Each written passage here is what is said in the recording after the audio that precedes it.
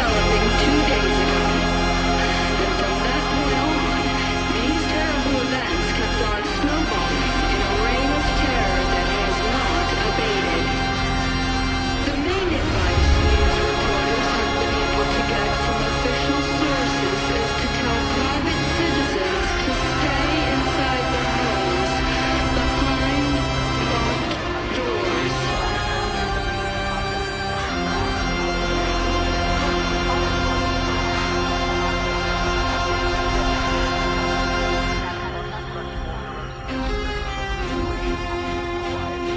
A state of chaos and disorder is upon us. Will you take up arms? Will you help us make our last stand? The time is now. Let us be heard as we sing our way into battle.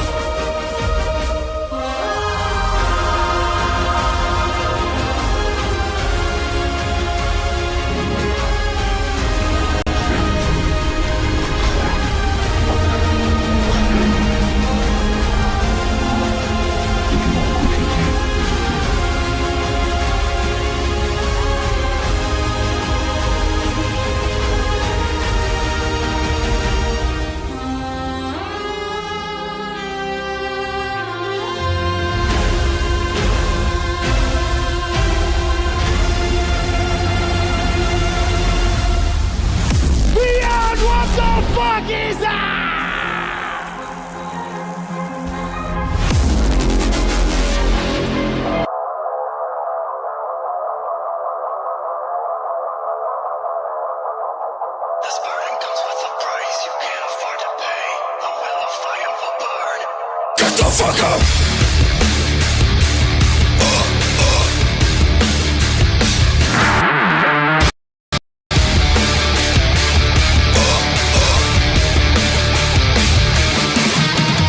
I found the hay, you rocked away. It speaks in tongues a human couldn't replicate. You don't know yet what you are. It couldn't go, but it couldn't stay. Now we're throwing fuel into a bigger flame. I think we may have gone too far. You don't get what you deserve, no, you get what you take. The will of fire will burn and blow up in your face. The burden comes with a price I don't think you can pay. The will of fire will burn and you don't suffocate. We stand upon the edge of a precipice, the fall from which we will not return.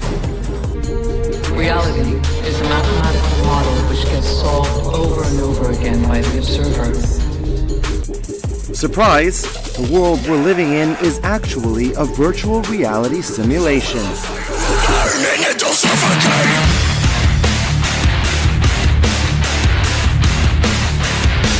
Suffocate!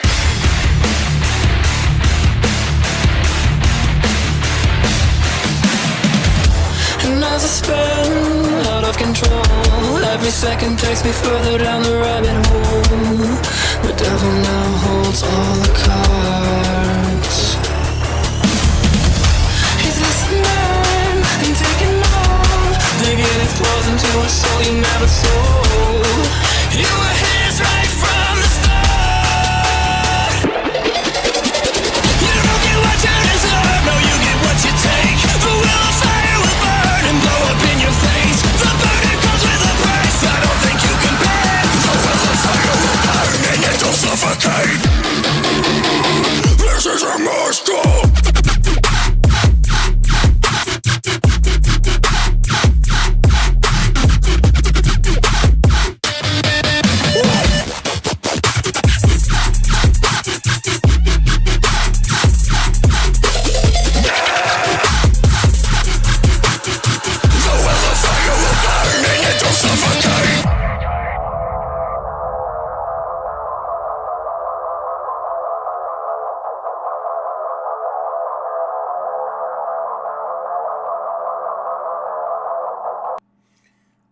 Well, mateys, welcome to Spitting Truth with Titus.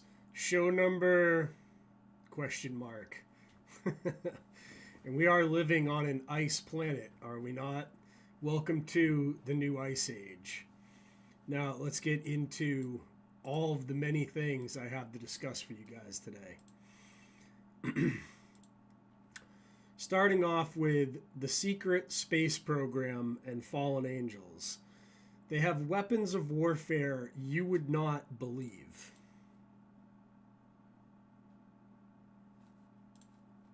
So now our country and the world face much greater risks than it did ever before because of missiles, because of nuclear, because of weapons of warfare that I can't even talk about. 2 weeks ago, they saw weapons that nobody ever heard of. They weren't able to fire one shot at us. They said, what happened? Everything was discombobulated. They said, we've got them in our sights. Press the trigger, and nothing happened. No anti-aircraft missiles went up. There was one that went up about 30 feet and crashed down right next to the people that sent it. They said, what the hell is going on? Those defensive systems were made by Russia and by China. So they're going to go back to the drawing boards, I guess. Back to the drawing boards. How advanced is the United States military compared to what we know about? That's one of the big questions of tonight's show. And as you can see here, this was disclosed by one of the leads of Lockheed Martin. Ben Rich, second director of Lockheed Skunk Works, had the following to say about this.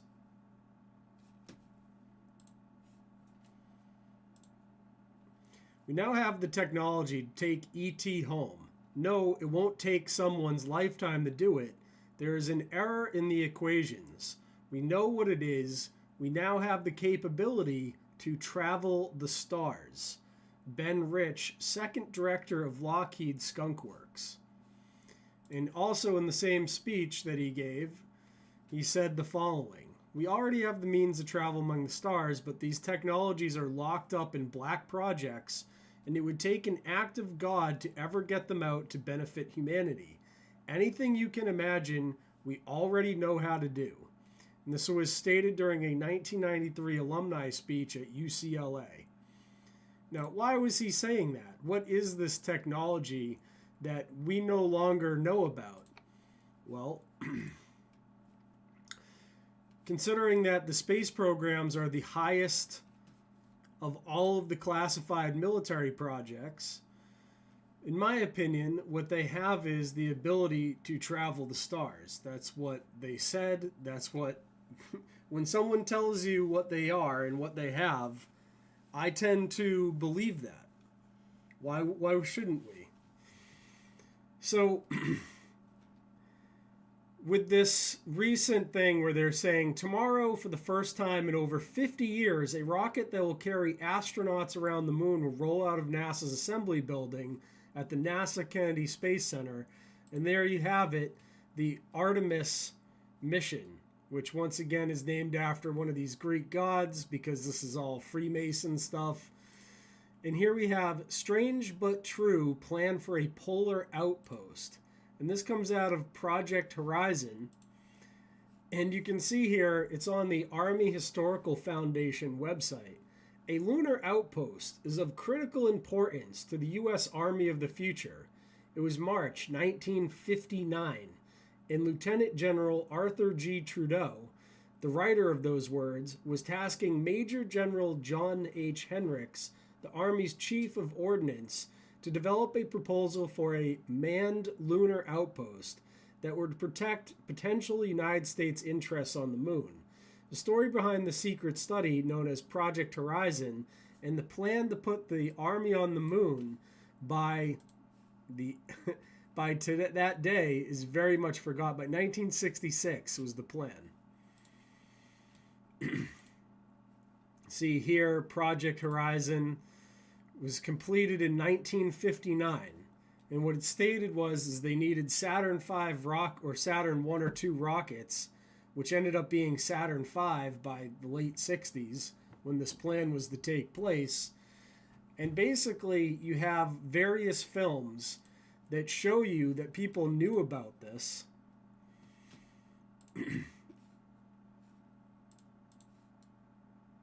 The Army insisted that there were no known technical barriers to establishing a manned lunar base and believed that the base should be a special project having authority and priority similar to the Manhattan Project in World War II. After all, if America had designed and built the atomic bomb, there was no reason that it could not put a handful of soldiers on the moon. Moreover, as both the United States and the Soviet Union recently had successfully launched animals, monkeys and dogs, into space on rockets, there was no reason to think that the first American manned lunar landing could not be achieved by 1965, with an outpost on lunar soil the following year. The experts involved in Project Horizon were convinced that advances in propulsion, electronics, space medicine, and other astronautical sciences were taking place at such an explosive rate that their proposed timelines for soldiers on the moon was entirely realistic.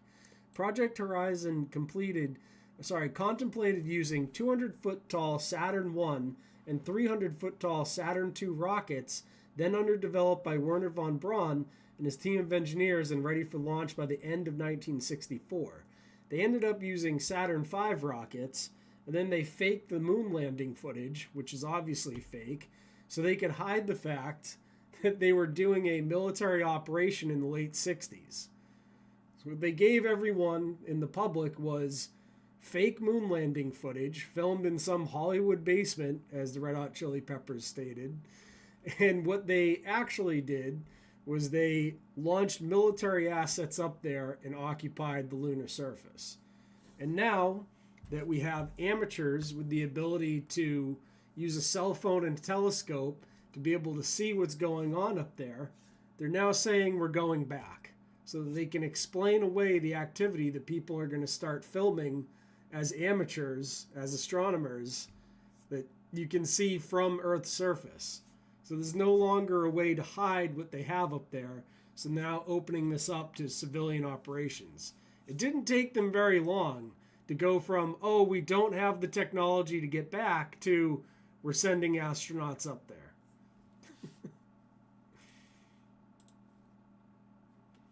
And here you can see the very same company that this guy came out of, Lockheed Martin, was one of the main producers of a film called Ad Astra, which, just like Space Odyssey 2001, showed you that there is manned lunar bases with military personnel on them.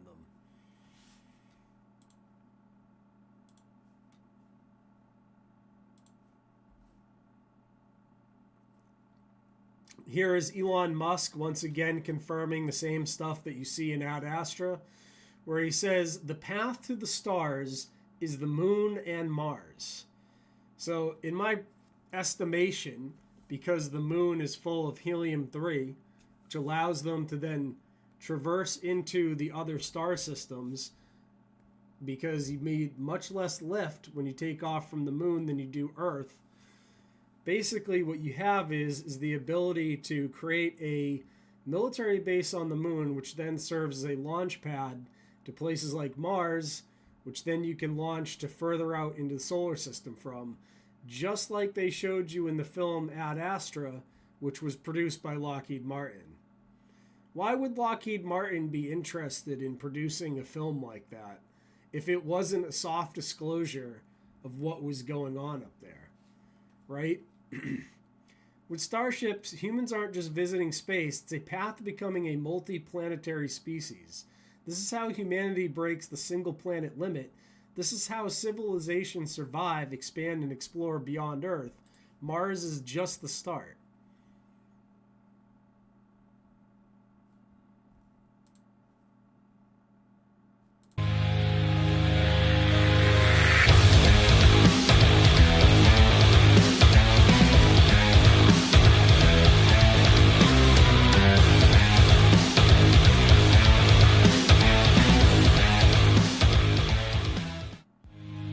Technology that Elon Musk is using is transferred to him through the NASA Technology Transfer Program, which was one of my biggest concerns with all of the stuff being privatized, because when you privatize these things, then the Chinese have the ability to infiltrate a private company rather than NASA, which is much easier to infiltrate and steal technology from.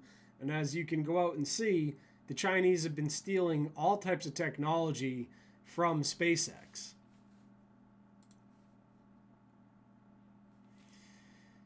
Here we have alert. Newly released infrared footage shows an unidentified triangular-shaped aircraft over Area 51 in the Nevada Test and Training Range spotted by Uncanny Expeditions. So when there's like, oh, there's no way they have this advanced technology, they absolutely do have this advanced technology, and occasionally people see it. That's what UFOs are. They're military technology. Always has been. The aircraft that passed overhead this time appeared to be closer to an equilateral triangle shape with a flatter trailing edge.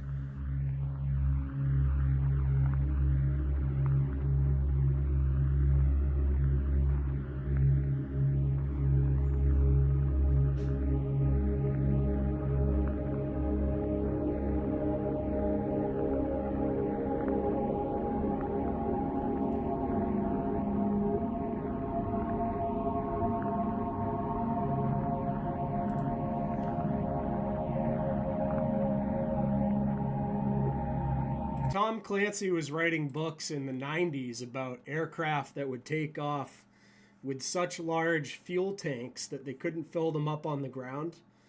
And then once they got up to where they could refuel from the tankers in the sky, they would fill up completely and be able to launch into out of Earth's orbit. And that would be, jet craft type stuff going on. And yes, Elon Musk is full of crap, obviously. They are, creating a civilian space program that is 50, 60 years behind what the military already has. Of course. Do you think they would really let you know what they actually have in the black budget of the military? If the nuclear weapons program is not as classified, and you can look this up, it's not as classified as the space program is. The military space program is light years ahead of what they've told you. That's why they had to create a space force, an entire new branch of the military, as people are now able to film and see what they're doing up there in the night sky. They had to eventually be like, oh yeah, we do actually have military space assets. It was a hacker that actually hacked in and found that there was non-terrestrial officers. Hacker reveals non-terrestrial officers. Type it up and I'll show you. Gary McKinnon, right?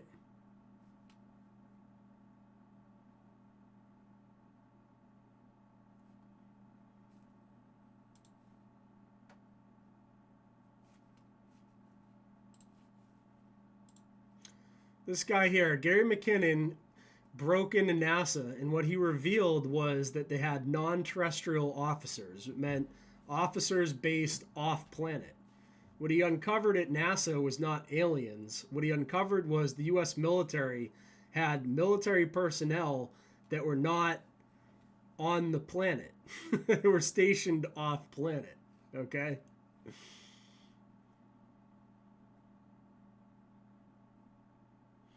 They threatened this guy with 100 years in jail or something.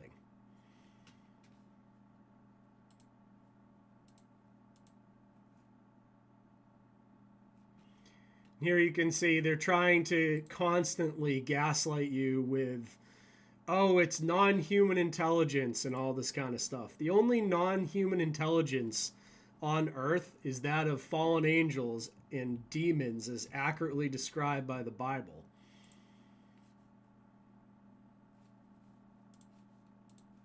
You're on the record talking about, quote, non-human life forms that could be interdimensional beings who are visiting us.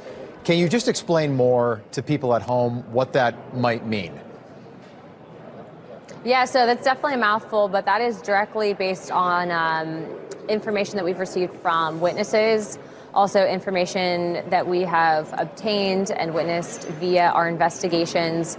There is some stuff that I can't disclose of what I have immediately seen in some of these skiffs, but what I will tell you is this is not just some crazy conspiracy theory. Obviously, there's been massive reporting. Right there. That is clearly military technology developed on Earth, right? And then they're like, oh, it's UFOs. Yes, unidentified flying objects, because we don't know what technology they have, so we can't identify it today.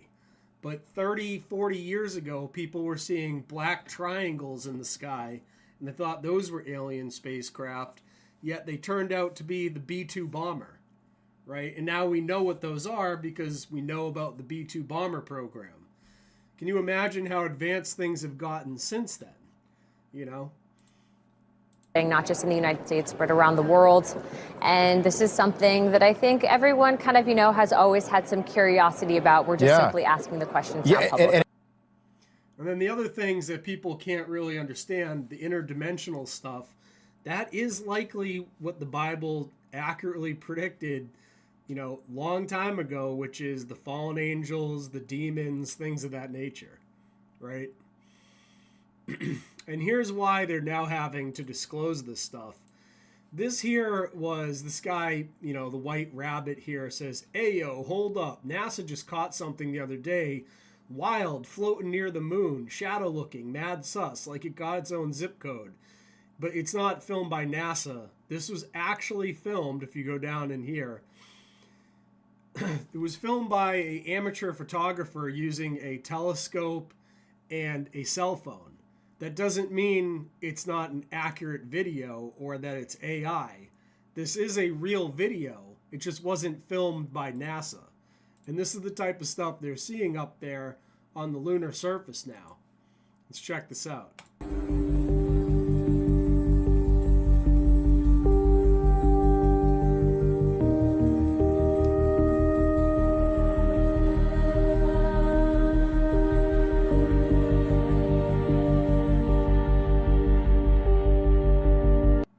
Clearly some sort of military technology that some amateur caught with a telescope and a cell phone. That's the problem. That's why they're like, oh, turns out we're going back to the moon. Then all the conspiracy theorists are like, why did we ever leave the moon? They never did. They faked the moon landing footage, obviously, and they've been manning it up there with military personnel ever since. That's why when people hack into NASA, they don't find evidence of aliens like this dude. They find evidence of military personnel operating off planet. And now that people are able to film it, they're like, oh yeah, it turns out there is stuff going on up there, like quite clearly. You can see it clear as day with videos like this, right? I mean, it's clearly kicking up dust of some kind. It's clearly not a rock or something. It's clearly some sort of advanced vehicle. So now we're going back to the moon, and now they're going to establish like a civilian base up there, and the richest of the rich will be allowed to travel up there at first, and then they'll open it up for average people 50 years from now.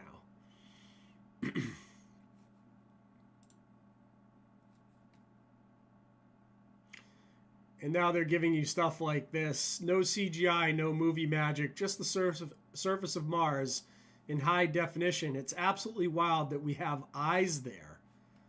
Eyes there. Not camera lenses. 140 million miles away from everyone you know.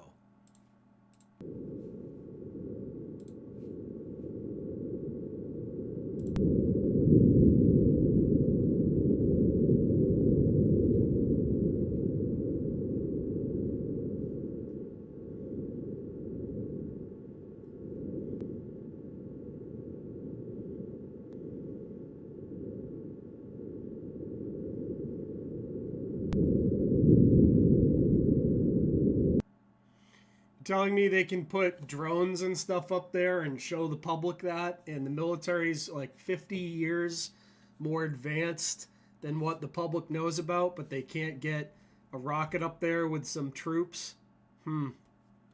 Sure. Believe whatever you want. You can believe space is fake and gay and all that, but I can look out into the night sky and see space myself with my own eyes. I can see stars, you know? Now, moving on into artificial intelligence and autonomy.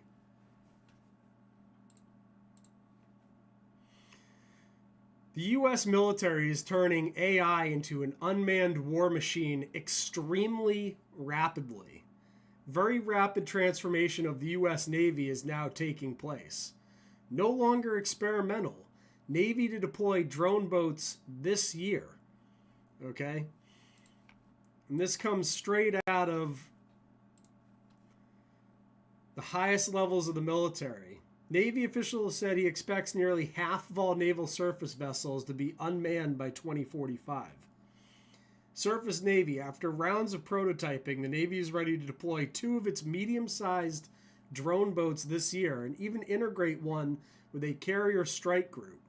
Captain Garrett Miller told the Surface Navy Association conference in Washington on Wednesday that 2 drone boats, the Sea Hunter and Seahawk, dubbed Medium Displacement Uncrewed Vessels, or MDUSVs, will no longer be experimental vessels.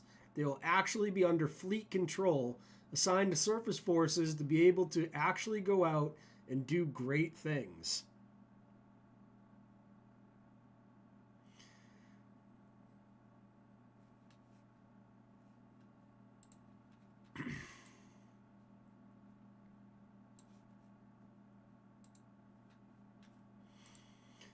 Miller, the Commodore of the Surface Development Group 1, said of the drones would deploy with Carrier Strike Group in 2026, though he did not say which drone or group. Additionally, Miller said the Navy next week plans to stand up 3 early command USV divisions that can grow alongside the service foray into unmanned technologies. Eventually, the Navy will have operationalized USV squadrons in every fleet by 2027. Miller said the Navy expects to have 11 MDUSVs in its inventory, which should grow to over 30 by 2030.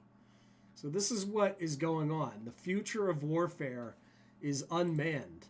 It's some sort of dystopian Terminator movie, but in real life. And this is really happening, and this is advancing at a pace that no one ever thought it would happen. And this is why I worry about some sort of false flag where drones take out a major aircraft carrier, because the military wants to transition to unmanned. And what would drive public discourse to beg for that more than a giant aircraft carrier getting hit by drones and us losing all of those sailors on board, and then everyone in the public is going to scream that we now need to have unmanned everything. Right? And that would give the defense contractors the green light to absolutely make huge amounts of money transitioning everything over to being unmanned. Right? They'd have to rebuild the entire U.S. fleet to be unmanned. Here is a video that came out of the Navy. Navy and NATO is going autonomous rapidly.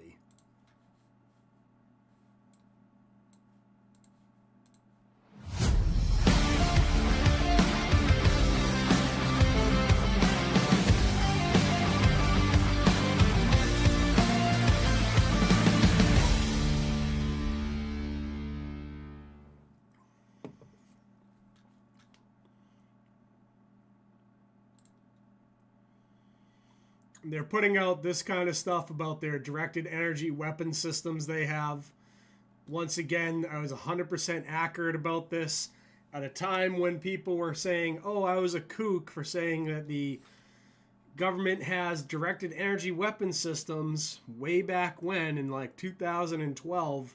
I was saying, these guys have DEWs for sure. They for sure have them on satellites.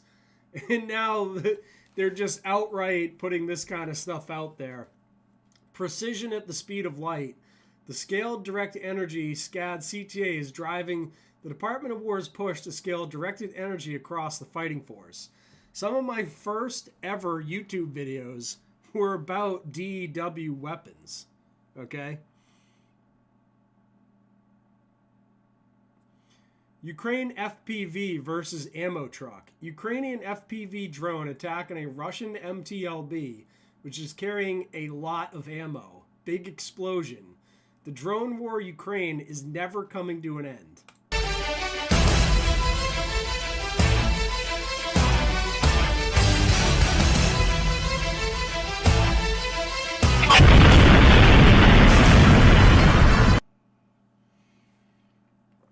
Never. The defense contractors love this stuff. This is never coming to an end.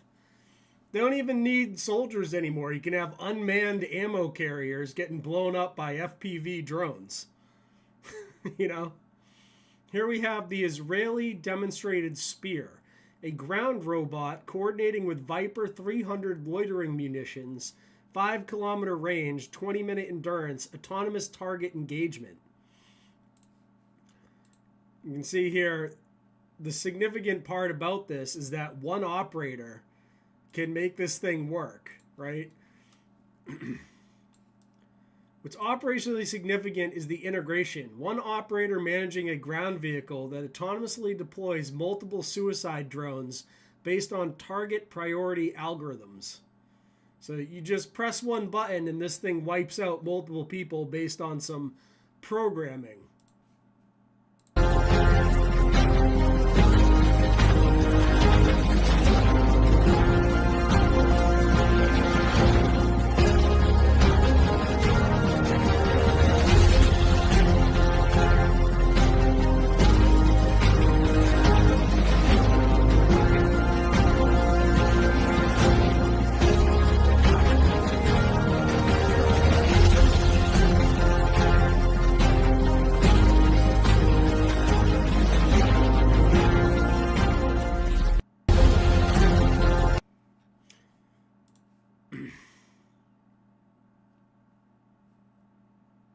Nano drones.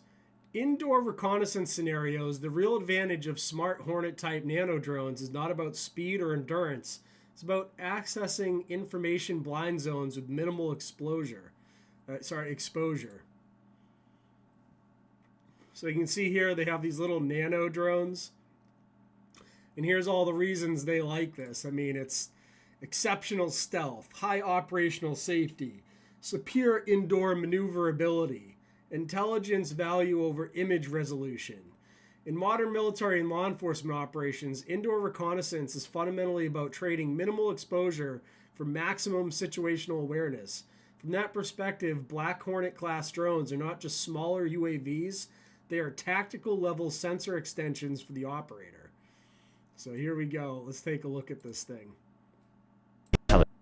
Beyond visual range, covert detection, confined space, precise tracking. Mission: Smart, Honest Indoor Reconnaissance. Activate. Equipped with a multi-sensor fusion obstacle avoidance system, it delivers full-range environmental awareness and a reliable solution for complex scenarios. With real-time HD video transmission and dynamic flight data, it enables long-range stealth maneuvering.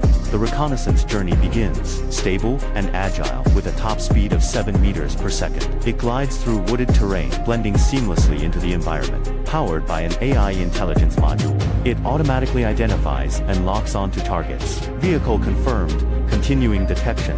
Its high-precision flight control system allows smooth entry through windows and into interiors. With 25 minutes of endurance, it navigates indoors unimpeded. Automatic obstacle avoidance ensures operational safety. Whether hovering steadily or maneuvering through narrow passages, it executes every command with precision, detecting human traces and locking onto target zones. In darkness, it switches automatically to infrared vision, combining dual-spectrum sensing to adapt to challenging environments. Targets are accurately identified. Key intelligence is transmit. Mission accomplished. Objective secured. Yeah, the future is looking pretty scary. Didn't the Bible say there was going to be these types of things coming out of the ground to kill us all? And the only thing that would save us is the return of Jesus Christ? I'm pretty sure it said something along those lines.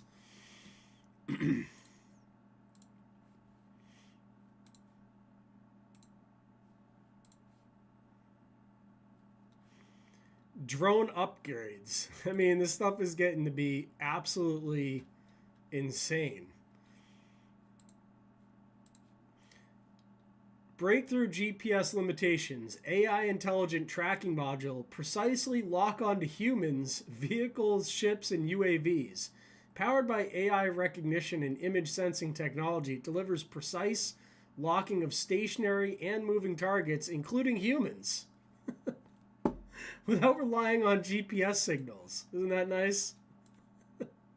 Good luck hiding from these things.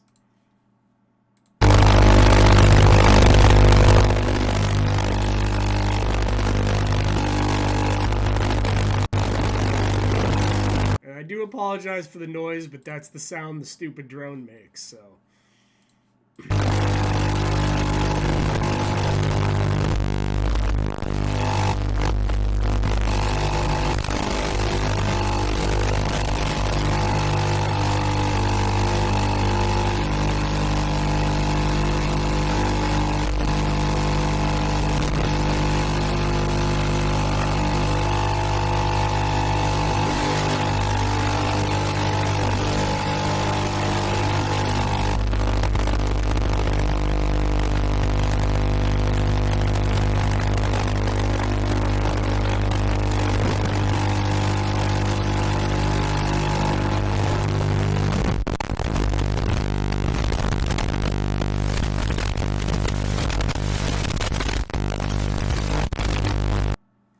So these things can track humans. They can track pretty much anything they want nowadays. Here is the U.S. Using drones to clear buildings from the U.S. National Drones Association for close quarters combat, CQB.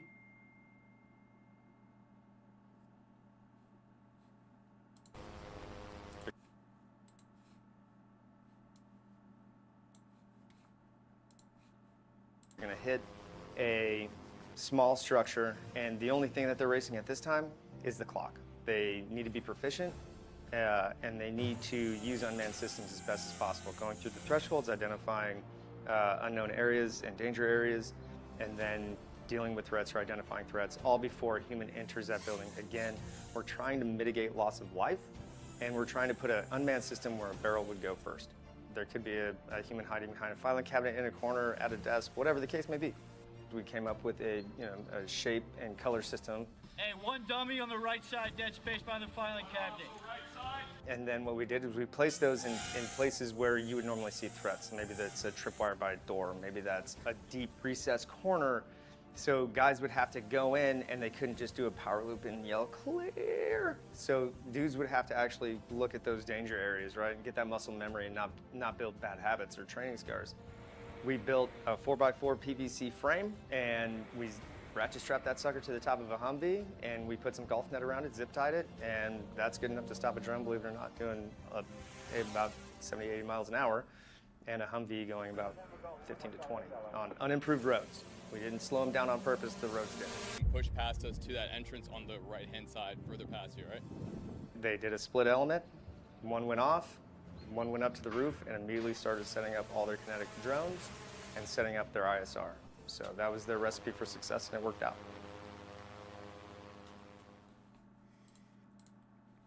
There you go.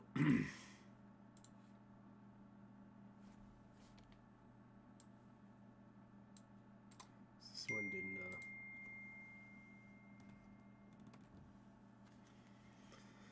Pull up. Here is a video just came out. I mean, this stuff is going on all over the place. It's not just Ukraine drone wars.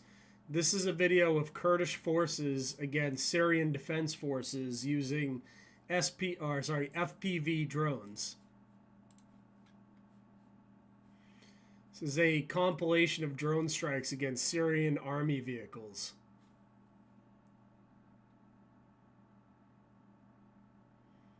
Another one. These things are everywhere, and they're extremely cheap to make. So they're becoming the new favorite of pretty much every force out there.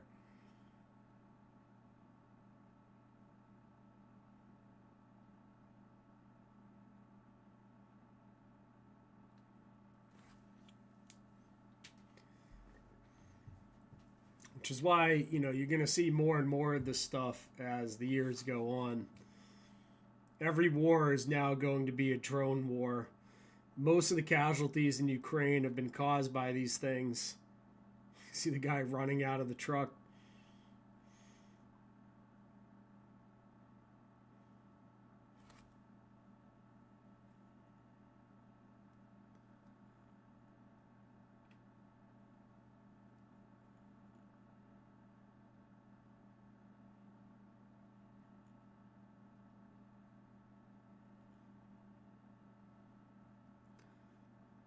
Yeah. And the Israelis, of course, are absolutely like leading the way with a lot of this kind of stuff. Here is some very funny Chinese PLA drone training for their soldiers. It's actually somewhat comical because it's so ridiculous. Let me know if you guys think this is effective training in the chat.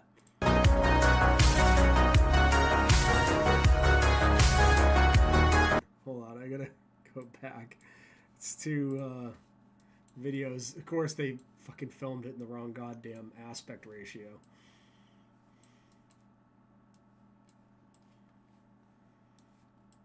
Here we go. It's probably as best as I can get it there without being too zoomed out.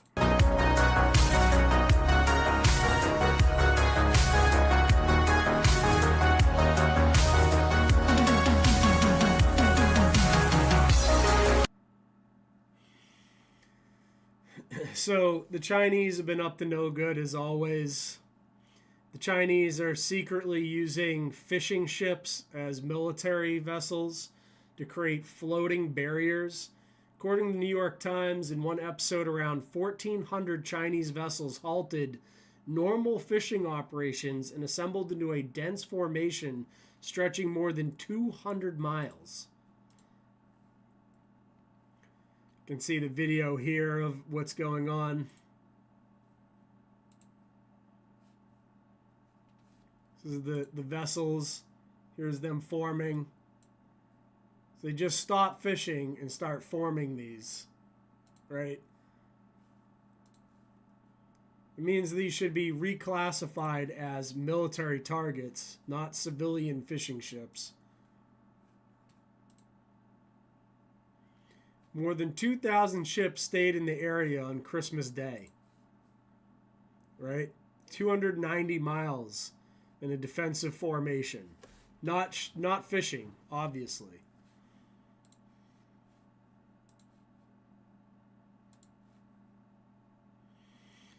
The Chinese Arsenal ship. Photos from China's new Arsenal ship, which is a cargo ship packed full of modular missile launchers, sensors, and now electromagnetic launchers for a bunch of drones shown at the Beijing military parade in the fall of 2025.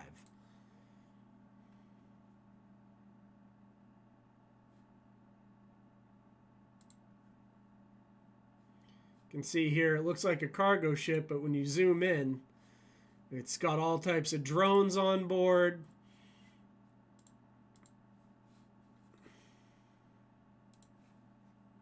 Electromagnetic launchers.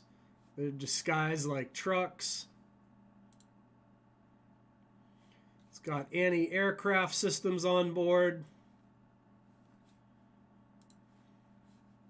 It's got missile launchers on board. All types of fun stuff. Here is one of the things that they figured out is to avoid getting your drone jammed. What they do is they run these things with fiber optic cables. And here, two Ukrainians come across a Russian one using the fiber optic method. And they have to sneak up on it and disarm it. Переконатися. Чекайте, подивіться, що йде до РТГ. Накольник. Накольник? You snipping the fiber optic cables. Плата є. Він не радіо, а ну радіо немає в нього ніякого.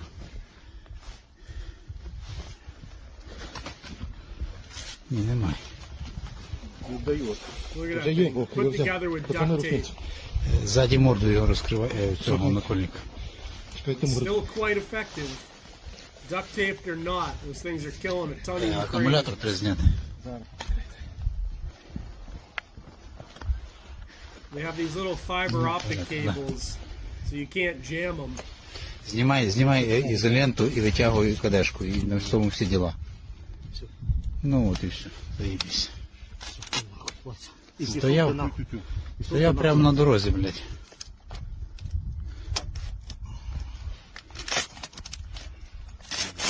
Він, наверное, сам охуєв, не поняв, що таке сталося. Раз, і зображення пропало.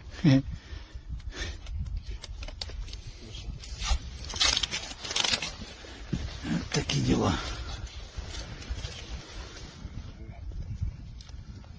Все? Все. Кусочок цього. Що? Окей. Щоб не вимоталось.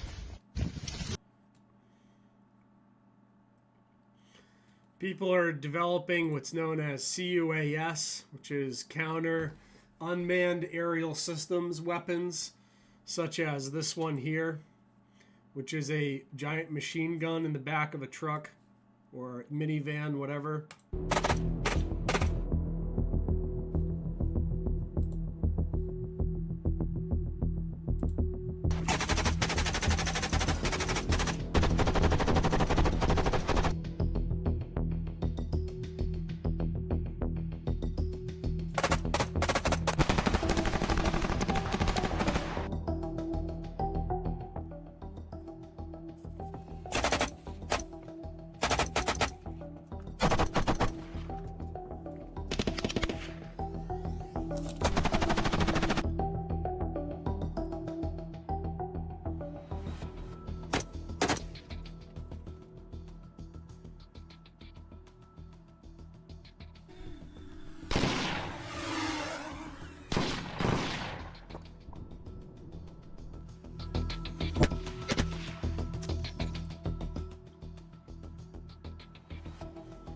My thoughts on this is one day all of this is going to be used by the beast system to wipe out mankind.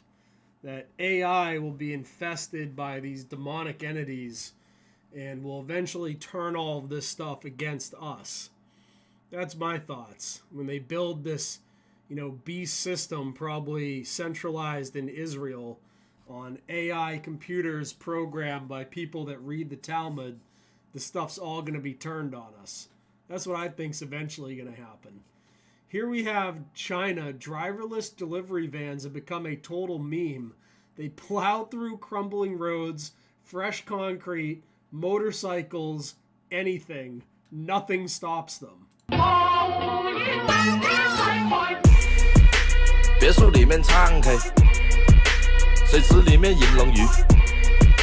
我送阿硕茶去，他研磨下笔，直接给我4个字算大展宏图。大事亲手提笔字，大展宏图，搬来翻在办公室，哎，大展宏图，关公都点头，有料。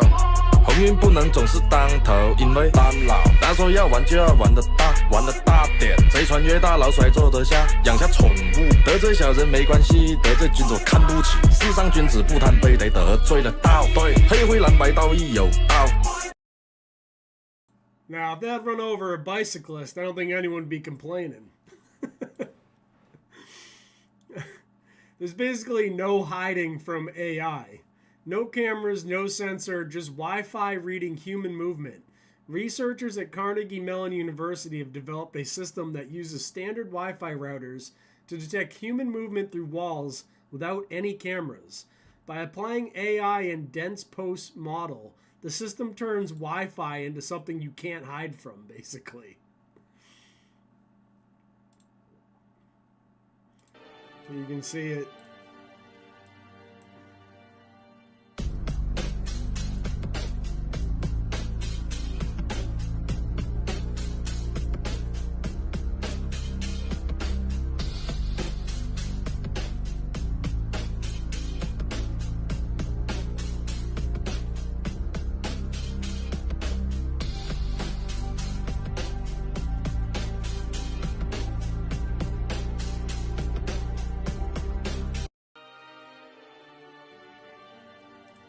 Not good. And here's how advanced robotics are getting now. Boston Robotics, latest robot. Atlas's first time in public, and as you can see, its walk is pretty natural and pretty smooth. We've partnered with our sister organization, the Robotics and AI Institute, to push the limits on natural walking just for this performance. And I think we've done something really special. We've also been at this robotics thing for a while, and we've learned that there's more to it than just copying nature. We can pick the best parts of what nature has to offer and do better in others. So as you can see, Atlas here has joints that can move 360 degrees. This lets Atlas move even more efficiently than humans, particularly in manufacturing environments where every second counts. We've also designed Atlas's head and face very purposefully. We want folks working with Atlas to know that Atlas is a helpful robot. Atlas will be a helpful robot when you teach it to be like Rosie from the friggin' Jetsons, when it can start washing my dishes. Focus on that and not on all of this other nonsense. It doesn't need to have 365-degree motion to wash a few dishes for me, okay? That's all I want it to be able to do. I don't want it to be able to turn 360, see me through a wall, and kill me because I didn't take the mark of the beast.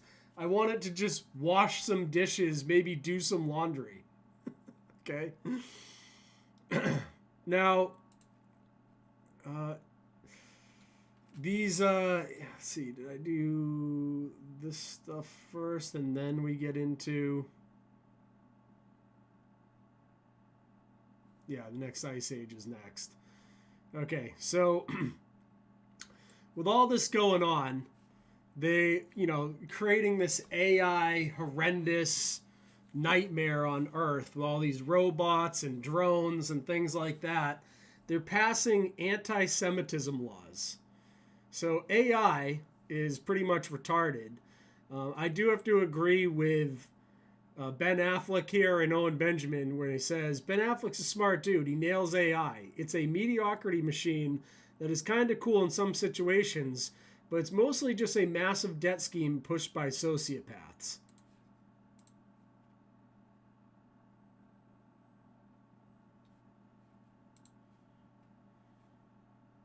Is, for example, if you try to get ChatGPT or Claude or Gemini to write you something, it's really shitty. And it's shitty because by its nature, it goes to the mean, to the average. And it's not reliable. And I just can't even stand to see what it writes. Now, it's a useful tool if you're a writer and you're going, what's the thing? I'm trying to set something up, or somebody sends someone a letter, but it's delayed 2 days and it can give you some examples of that.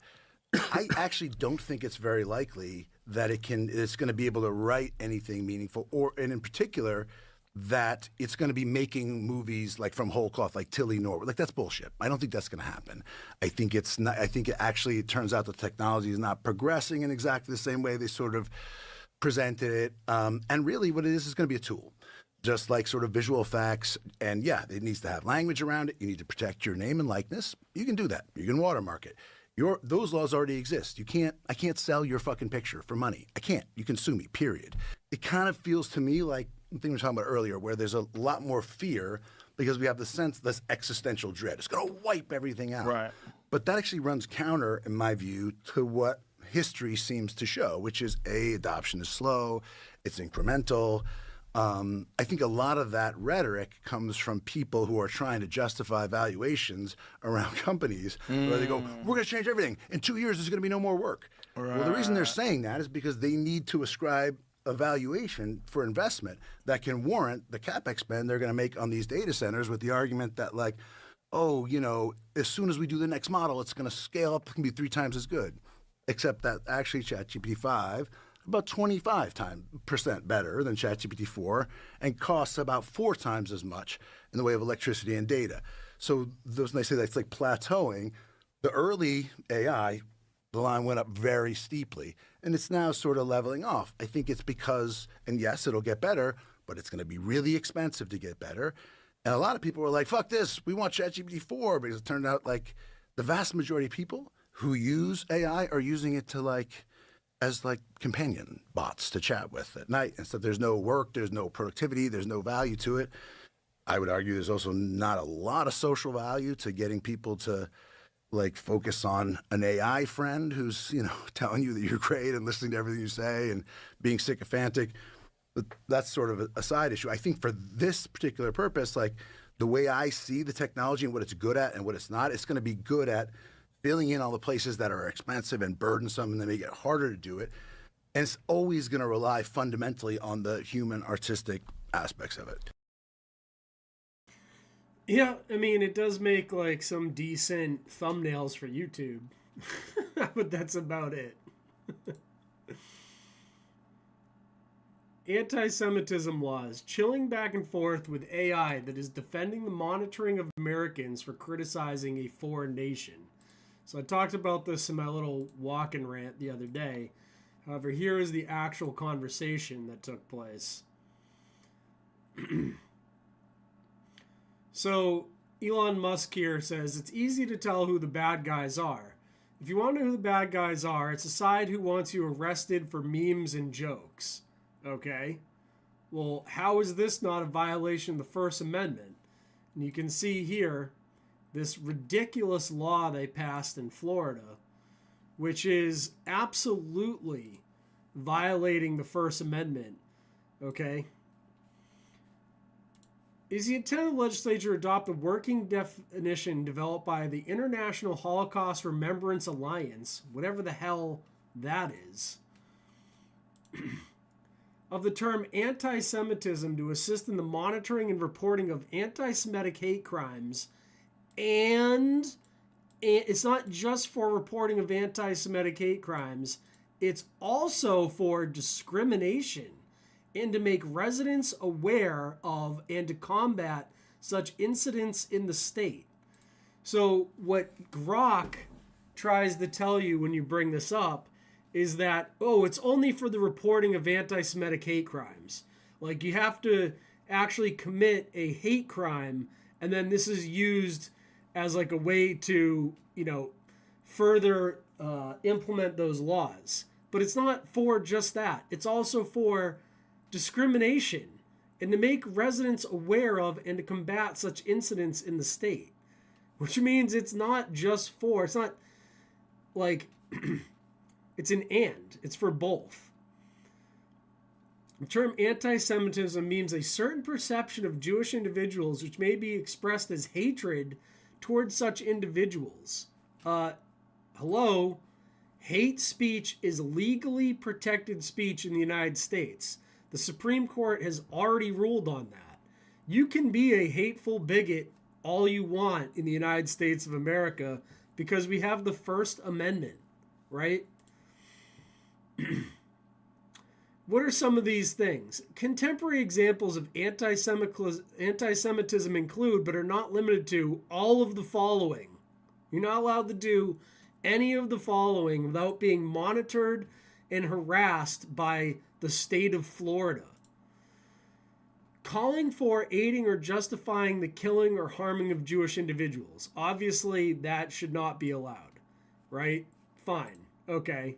But then it goes on to say, B, making mendacious, dehumanizing, demonizing, or stereotypical allegations about Jewish individuals as such, or the power of Jewish people as a collective, such as the myth of a worldwide Jewish conspiracy, or of a Jewish individuals controlling the media, economy, government, or other societal institutions. So if you say like, oh, the Jews run Hollywood, now you are committing a crime, according to this Florida statute. Accusing Jewish people as a collective of being responsible for real or imagined wrongdoing committed by a single Jewish person or group, or for acts committed by non-Jewish individuals. Denying the facts, scope, and mechanisms such as gas chambers? So you're not even allowed to deny gas chambers, like, or the intentionality of the genocide of Jewish people at the hands of Nazi Germany and its supporters and accomplices during the Holocaust. Like, it's 2026. Who fucking cares at this point? Are there laws like this being like, oh, if you deny that, you know, the Egyptians wouldn't let the people go, that you're a bad person? Like, I mean, come on. Like, what is this nonsense? It's been like 75 years at this point. When are they going to let this shit go? Like, no one cares in the modern day and age other than these people for some very, very odd reason. Accusing Jewish people as a collective or Israel as a state of inventing or exaggerating the Holocaust. Accusing Jewish citizens of being more loyal to Israel or to the alleged priorities of Jewish individuals worldwide than to the interests of their respective nations.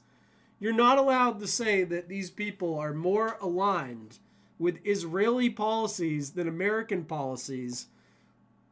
How is that a thing in the United States? How are we not allowed to make that criticism? That is basic freedom of speech type stuff. Denying Jewish people their right to self-determination, such as claiming the existence of the state of Israel, is a racist endeavor. How is it not? It's an ethno-state. It is absolutely an ethno-state. When South Africa tried to do this, they called it the white apartheid. But, oh no, Israel's allowed to do this because, I don't know, they control our government or something? And this is absolutely unreal. Using symbols and images associated with classic anti-Semitism, such as blood libel, to criticize Israel or Israelis. So you're not allowed to say blood libel in reference to Israel or Israelis. That's now a law. Drawing comparisons of contemporary Israel policy to that of the Nazis. Even though they literally just genocided half of the people in Gaza, but you're not allowed to say that they're like modern day Nazis. It's just holding Jewish individuals collectively responsible for the actions of the state of Israel. The term anti-Semitism does not include criticism of Israel that is similar to criticism of any other country. Oh, thank goodness.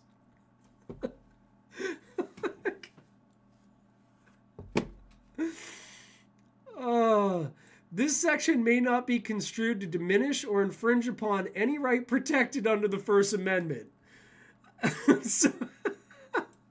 So even though you're not allowed to say or do any of those things, which are all protected by the First Amendment, it says here at the end that because it's not doing that this is actually okay. Like, if they write in at the very end of this nonsense that, oh, by the way, this doesn't infringe upon your First Amendment rights, then I guess it doesn't, right? Let's ask Grok. Florida statute adopts IHRA definition of anti-Semitism for monitoring hate crimes, which I already showed you in the very beginning. It's not just for that because it says and discrimination.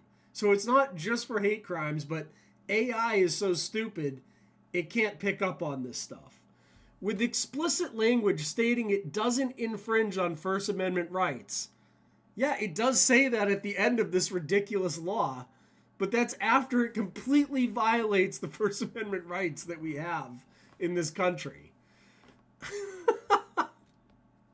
Legal analysis varies. Supporters say it aids protection without restricting speech. That's completely not true. While critics argue it could chill discourse on Israel, no courts have ruled it unconstitutional yet. Well, yeah, our Supreme Court, which is completely infiltrated by foreign influence, I guess hasn't ruled it unconstitutional yet.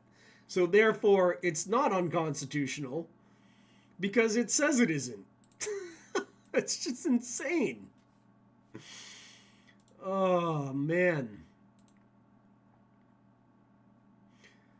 So I said the courts have already ruled that the hate speech is legally protected, correct, under the First Amendment. So how in a free country can you be punished for hate speech? How could this Florida law not be unconstitutional? And Grok comes back and says, Yes, U.S. courts have ruled that hate speech is generally protected under the First Amendment unless it incites imminent lawless action or constitutes true threats. Florida Statute 1.015 defines anti-Semitism using IHRA framework to guide hate crime monitoring and education, not to punish free speech. Yet it literally says, and discrimination, not just guiding hate crime monitoring. It explicitly states it doesn't infringe on First Amendment rights. This is how dumb AI is. It just keeps repeating itself. Well, it says it doesn't infringe upon your First Amendment right. At the very end. Doesn't mean that's true. It's just unbelievable. I was like, well, why shouldn't we be allowed to criticize Israel? It guides hate crime monitoring, not restricts free speech. Americans can criticize Israel freely as protected by the Constitution. No courts have ruled otherwise as of 2026. Yet, Florida just passed a law saying you're not allowed to criticize Israel. Yeah, I mean, it's just, you can see how dumb AI actually is when you see these types of conversations. Like, it can't understand how that law is completely ridiculous. And here, that law is already being misused. Here's an example of it already being misused in Florida. Miami Beach Mayor's office is now flagging citizens' Facebook posts and sending police to their doors to intimidate them for criticism of the mayor.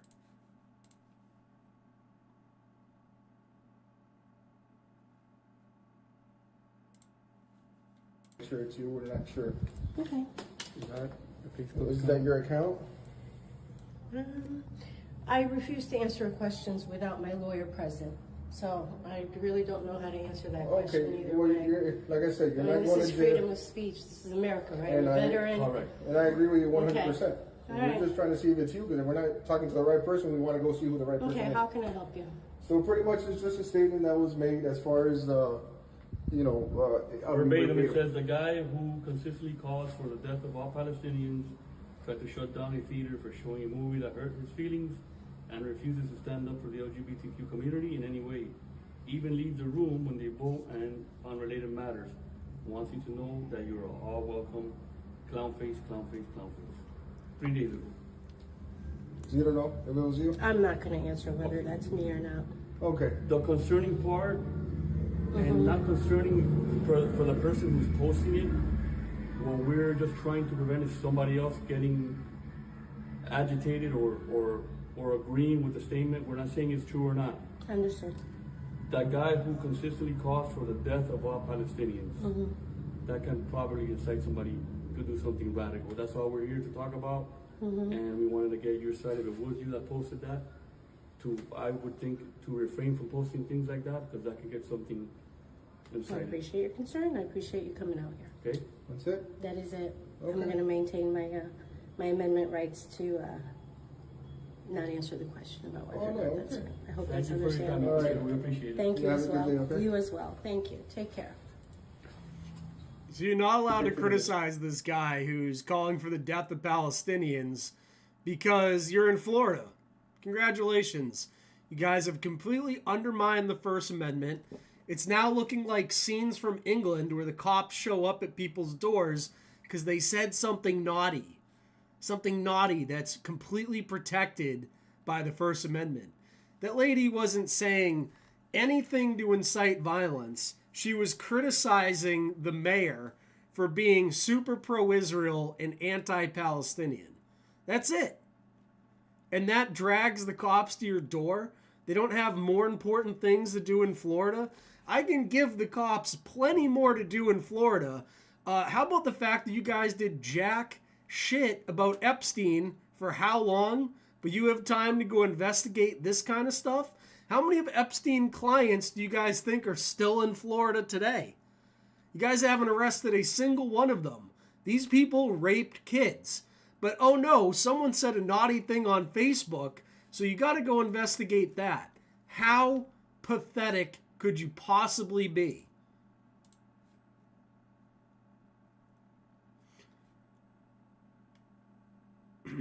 Here's more misuse. You don't have the right to harm other people with your words, and you don't have the right to say things that have really negative, really horrible meanings. When you want people to destroy Israel, that matters. You don't have the right to say mean things anymore. That's what they're trying to say. You no longer have the right to say mean things. Here's Pam Bondi, employee of Israeli billionaire Miriam Adelson, is making combating anti-Semitism her top priority.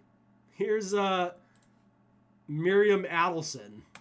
Under her leadership, the Department of Justice has made combating anti-Semitism a top priority, especially in response to the alarming rise in incidents following October 7. She brings moral clarity, resolve, and an unwavering commitment to justice to this critical fight. Please welcome my friend, the 87th Attorney General of the United States, Pamela Bondi. Yay, Pam Bondi, the person who has not arrested a single Epstein client, is now making combating anti-Semitism her top priority. That's good to know. Combating our First Amendment rights, her top priority. Good job. Here's ADL leader Jonathan Greenblatt says Americans who criticize Jews in Israel will be monitored by the FBI. We will monitor social media and check your bank accounts. Okay. So number one, we measure and track. Number two, we monitor and disrupt. We have a whole apparatus. I have 40 analysts working full time, 7 days a week, 24 hours a day, monitoring extremists. We monitor them online, social media, messaging apps, video games, cryptocurrency, podcasts, short form video, Wikipedia, LLMs. We monitor these people and we share the intelligence with the FBI. You saw last month, you heard about the thing that happened at Wilshire Boulevard Temple. Our analysts investigated what happened. They said they were Koreatown for Palestine, this group of people. They weren't. We were able to ascertain they were from a group called the Turtle Island Liberation Front. Turtle Island is how like left-wing activists refer to the United States. They don't call it America, they call it Turtle Island, like the Iranians call it the Zionist entity, right? They only call it by its name. The Turtle Island Liberation Front, we gave them a whole dossier. What is Turtle Island Liberation Front? What are their ideas, their goals? Who are they? We identified the people who were in the synagogue. This was on Wednesday, December the 10th. On Monday, December the 15th, this is going to ring a bell. Kash Patel announced they cracked a terror ring where they arrested 4 people who were planning New Year's Eve bombings. Turtle Island Liberation Front. At least one of the people I know for certain was in the building at Wilshire Boulevard Temple, vandalizing it and disrupting the event. So we're monitoring left-wing radicals like the DSA and the anti-war crazies and the pro-Palestine crazies. We're monitoring right-wing extremists like white supremacists, armed militia groups. We're monitoring political Islamists and Christian nationalists, all of them. And then we train. We're the largest trainer of law enforcement in America, extremism and hate. We train 20,000 officers every year. Oh, good. I did promise I wouldn't swear this show so that people could share this, but I just gotta play one thing for Jonathan Greenblatt here. You're gonna meet your end, and then when you're a ghost, they'll kill you again. Told you I wasn't bad, but now I'm fucking mad. Sorry, not sorry, fuck you.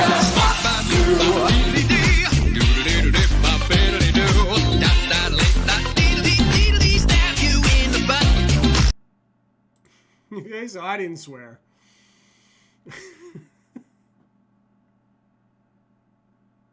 No, they're not monitoring Zionist extremists. They're just monitoring anyone that has a problem with Zionist extremists. Here, Israeli billionaire Shlomo Kramer is now openly calling for the First Amendment to be eliminated in the United States. He says artificial intelligence will play a major role in restricting free speech. Kramer claims the First Amendment must be limited to protect it. This is how they're going to train those autonomous drones I just showed you earlier. Kramer, also one of the founders of Checkpoint, another big cyber company. Shlomo, it's great to have you here. Welcome. Thank you for having me. How is AI, cyber warfare, shaping geopolitics right now? So AI is going to revolutionize cyber warfare, from critical infrastructure to the fabric of society and politics, and undermining it, giving unfair advantage to authoritarian governments against democratic countries. First Amendment type of... That's already happening? That's already happening. You're seeing the polarization in countries that allow for the First Amendment and protect it, which is great. And I know it's difficult to hear, but it's time to limit the First Amendment in order to protect it, and quickly before it's too late. What do you mean?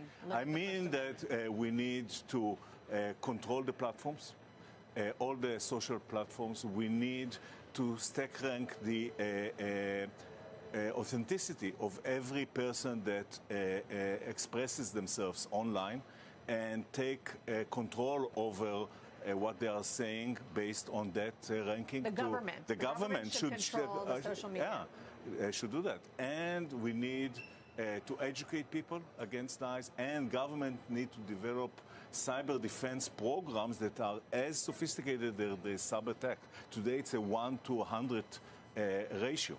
And really, government are not doing this today at any rate, and enterprises are left fending for themselves. The technology is moving much faster than the political system typically can to respond to so it. you need to use technology in order to stabilize the political system, and you need to put adjustments that are perhaps not. I mean, we're at a point, though, necessary. right? I mean, I can go on Instagram or TikTok, and frankly, it already is becoming unclear what is fake and what is real. Exactly. And once you eliminate that ability to discern truth from fiction, and what are you left with? You're left with polarization of society and inner fighting, and you have to control that. And you see that already happening across the world. So this is an urgent need by the government to do that. And until then, enterprises are buying by themselves more and more cybersecurity solutions, but they can't afford all these solutions by themselves. So they are looking for ways to deliver a more efficient consumption. And there you go. They're going to destroy your First Amendment rights with technology because governments are too slow. Here, Netanyahu talks about how he wants to control all of the media and social media in America so he can end our First Amendment. Christian influencers, okay? You said, you talked about the woke right, and you said, I call it the woke Reich. That's a brilliant observation. The woke Reich, because these people, you know, they're not any different from the woke left. I mean, they're insane, they're lunatic. But they're actually meeting on some of the things. And what we have to do is we have to secure that part of the base of our support in the United States. That is being challenged systematically. A lot of this is done with money. Money of NGOs, vast. Money of governments, vaster. Okay? We have to fight back. How do we fight back? Our influencers. I think you should also talk to them if you have a chance. To that community, they're very important. And secondly, we're going to have to use the tools of battle. You know, the weapons change over time. You can't fight today with swords. That doesn't work very well. Okay, and you can't fight with cavalry. That doesn't work very well. And you have these new things, you know, like drones, things like that. I won't get into that. But we have to fight with the weapons that apply to the battlefields in which we're engaged. And the most important ones are the social media. And the most important purchase that is going on right now is class. Followers. TikTok. TikTok, number one. And I hope it goes through because it can be consequential. And the other one, what's the other one that's most important? X. Exactly. Very good. And, you know, so we have to talk to Elon. He's not an enemy. He's a friend. We should talk to him. Now, if we can get those two things, we get a lot, and I could go on other things, but that's not the point right now. We have to fight the fight, okay? To give direction to the Jewish people and give direction to our non-Jewish friends or those who could be our Jewish our friends. Are we going to succeed with everyone? No. Will there be a strong counterpoint? Yes. Yeah, they've completely censored TikTok, and you know Twitter is coming next. He just said it. Elon Musk is a friend. We need to reach out to him. Someone asked earlier if Elon Musk was part of this. Of course he is. No criticism allowed. A clip that left the world in disbelief and horror. Israel blocked media outlets from airing it. Israel did this. These are the people you're not allowed to criticize. This is what they just did.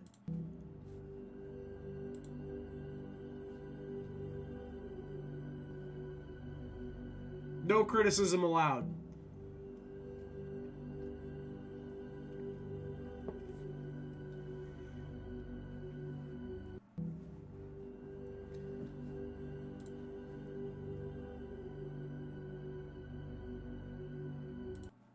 If you criticize that, then you belong to be monitored by the FBI and have your freedom of speech deleted, and they got drone warfare coming for you, and they're buying all the social media.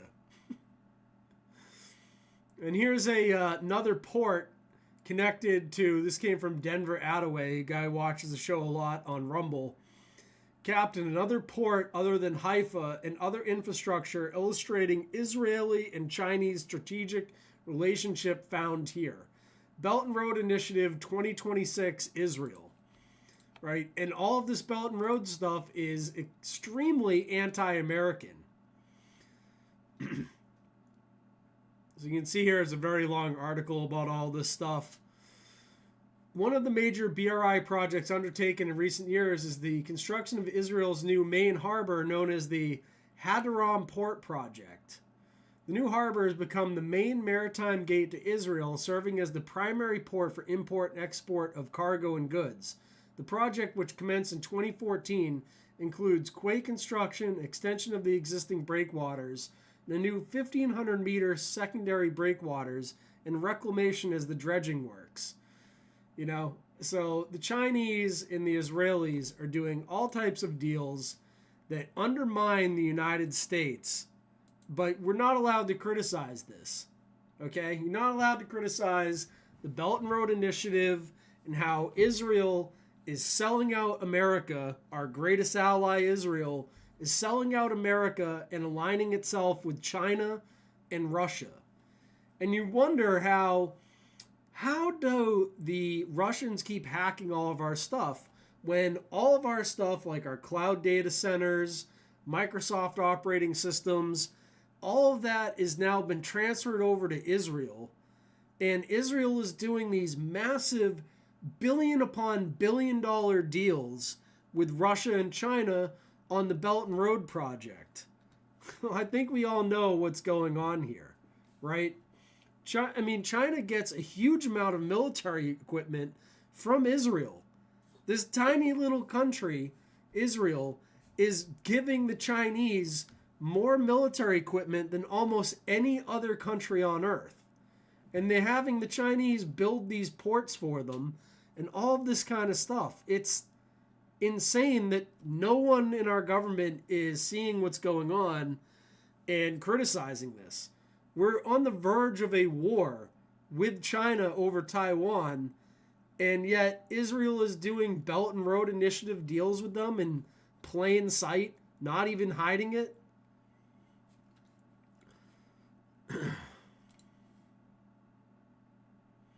And then we have stuff like this going on, you know, our version of the JFK assassination. We have Erica Kirk, you can't make this stuff up. Erica France V on a roof with a sniper rifle from the military assassination movie she starred in. She is quite the actress. Credit to Randomly Tiffany here. It's called November Renaissance, a movie with Erica Kirk. Watch to see some behind-the-scenes footage. She was in a military assassination movie. Erica Kirk was. Okay? And here she is performing her own version of Hunger Games. Her saying that shit in this dress is so fucking funny. I don't care what mood you're in. Watch this bitch babble about spiritual battle in that insane Hunger Games clown outfit.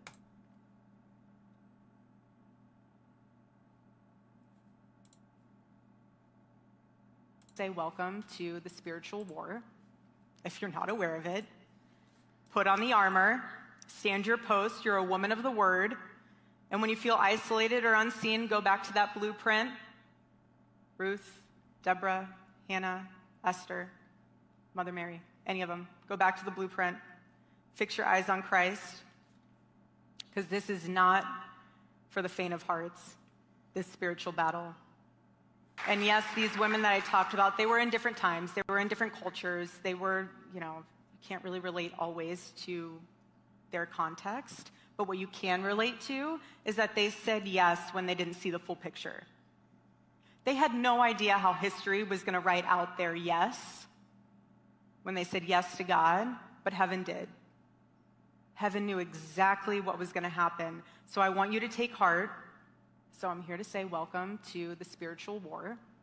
If you're not aware of it, put on the armor, stand your post. It's absolutely sickening that she's doing this kind of stuff. Here she is in stage 6 of grief, tossing merch. 5 stages of grief. Denial, anger, bargaining, depression, and acceptance. Looks like a kitchen curtain. Here is this dude. Cabot Phillips' bookshelf tells a dark story. Assassinations, cannibals, cadavers, and pizza codes and more. Cabot Phillips, Erica Kirk's ex, dropped an alibi photo, but zoom in on that bookshelf. The books scream a twisted narrative.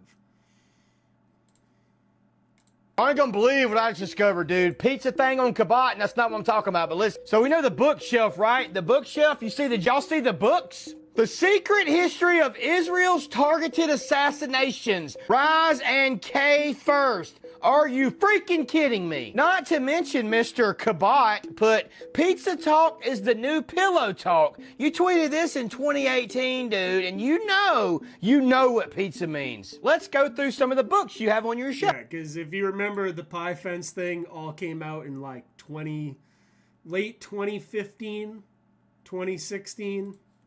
Shall we? In the name of the children. An FBI agent's relentless pursuit of the nation's worst predators. So you know what pizza means, Kabot. Hey, Kabot, check out cannibalism right here, Kabot.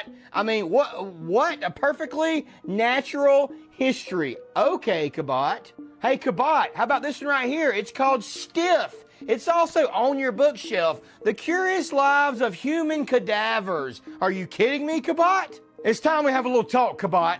And I want to know what exactly y'all are hiding. Yes, we're that couple who does painting lessons together. Yeah. That's in 2017, September. Take a look right here. You and Charlie, 2017, September. Yet she didn't know who Charlie was. Charlie didn't know who she was. Are you kidding me? You're posting pictures of you and Charlie and then you and her. Like, come on, man. We're not stupid. But back to the pizza thing, Kabot. I want to know, did you really get this tattooed on your lip, man? Like, Kabot, is this a real, like an actual tattoo?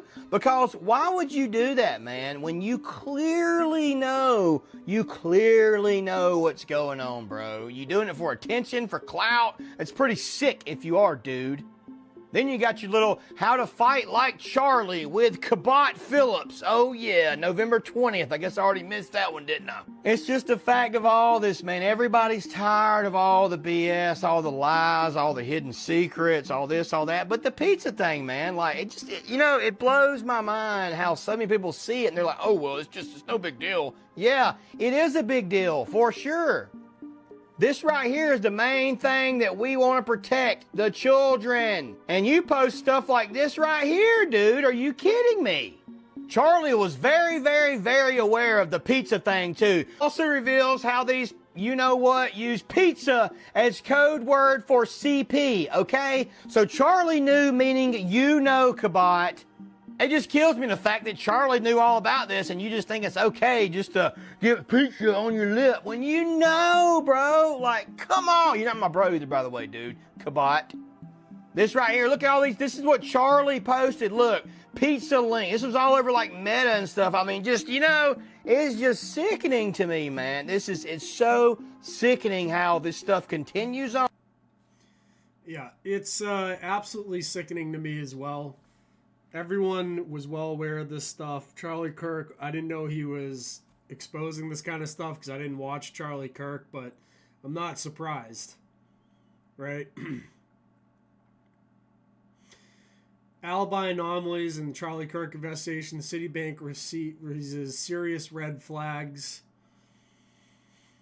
But, I mean, the main thing that raises red flags is there's no exit wound. Dude got hit. This is the shot from behind of Charlie Kirk. There's no exit wound from a 30-06 rifle.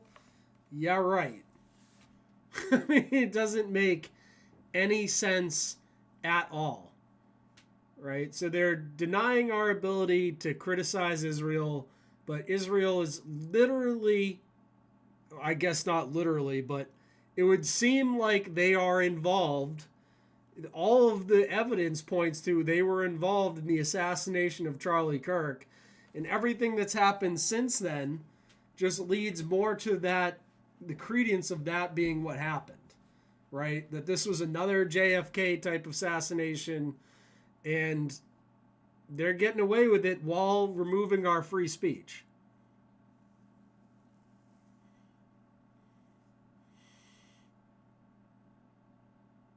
Last real president. Point of view, you didn't kiss that satanic effing wall. The very word secrecy is repugnant in a free and open society. And we are, as a people, inherently and historically opposed to secret societies. Right. So the next thing I wanted to get into was the coming ice age, okay? Now, you may not believe that the next ice age is coming. Doesn't matter what you think. The evidence all points in that regard. If you go and you look at stuff like this, I'll pull it up here.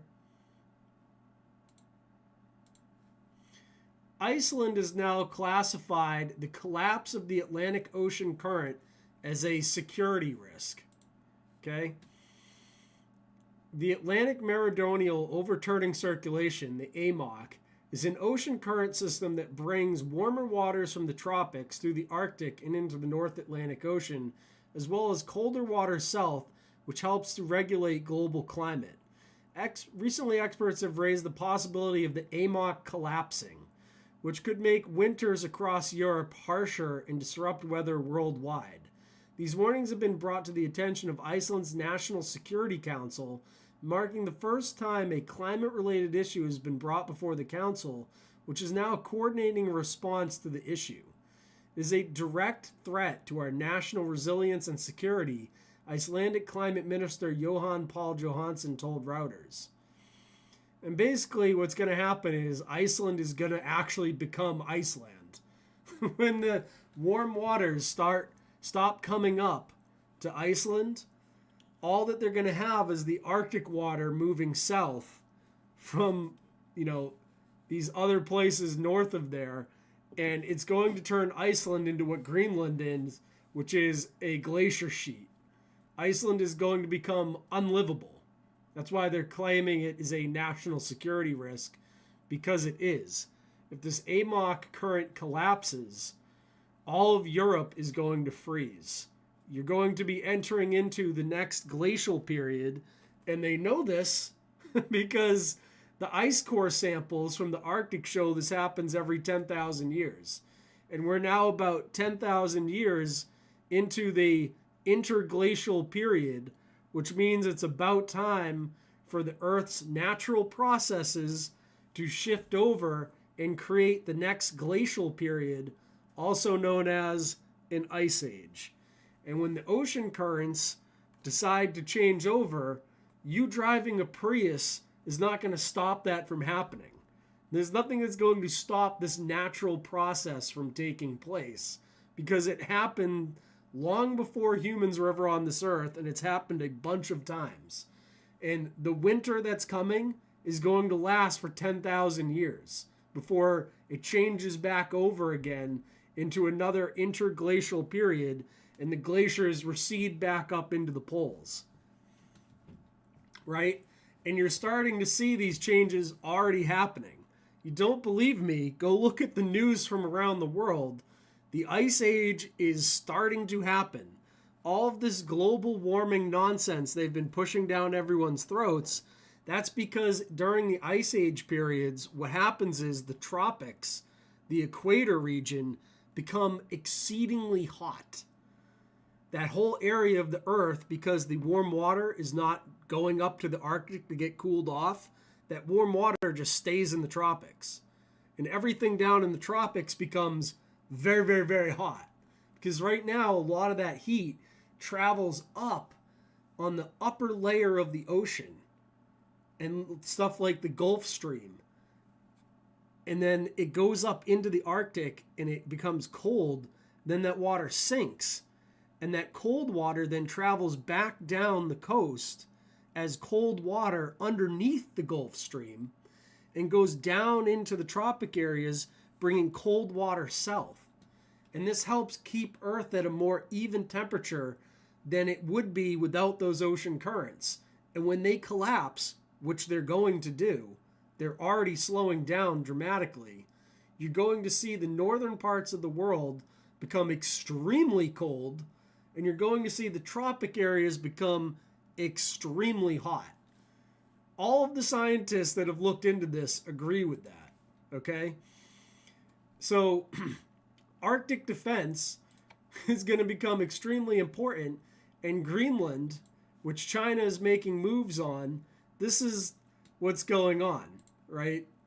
New specialists challenge Greenland's most demanding terrain. For the first time, the Danish defense can operate across all of Greenland, including high alpine terrain, a new capacity. The Jaeger Corps Arctic specialists have just proven its value in one of the most inaccessible areas in the Arctic. That's because the sea ice and the glaciers are melting and starting to move south, so it's opening up the Arctic Ocean. And that's what happens during an ice age. Here we have Moscow. I did tell you it's an ice age coming. Every 10,000 years we go from the interglacial period, which we're currently in, to a glacial period. Winter is coming. Okay? Aftermath of Moscow's heaviest snowfall in 150 years. Citizens are now navigating surreal and massive piles of snow that have completely blocked the streets. So this isn't just happening here in America, right?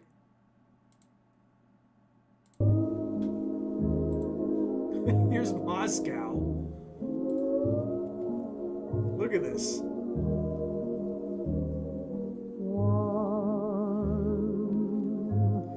You're like, well, Titus, Moscow has always been cold. Yeah, but it hasn't had this level of snow. The most snow in 150 years. But I thought we were experiencing global warming.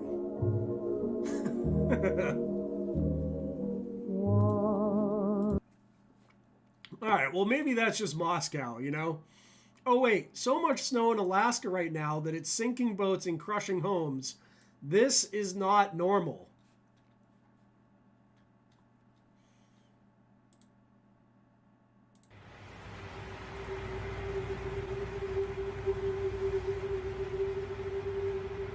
This is in Alaska. They've been getting hammered.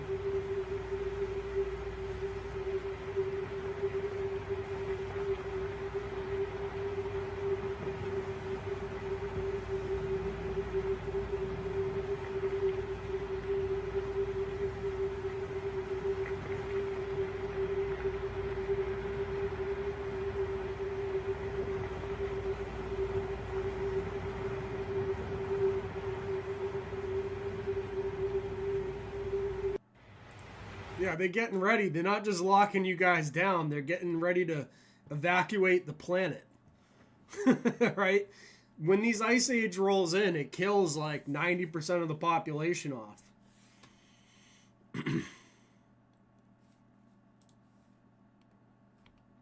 Here's Kamchatka.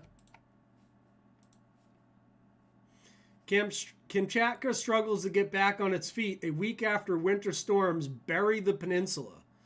Road conditions in the capital city of whatever that is remain extremely hazardous as a series of powerful winter storms blast the Far East Peninsula last week with a potent mixture of snow, ice, and wind, officials said Monday, as efforts continue to get the far-flung region back in its normal footing.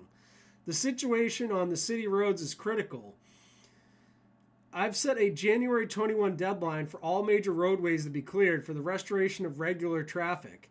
City officials announced a state of emergency on Thursday after 2 elderly men were killed by falling snow. The mayor blamed their deaths on property management companies who accused of failing to promptly remove the snow. Several low-pressure systems forming in the Sea of Okhotsk, located off the coast of northern Japan, swept across Kamchatka and other parts of Far East Russia last week, bringing strong winds and heavy snow.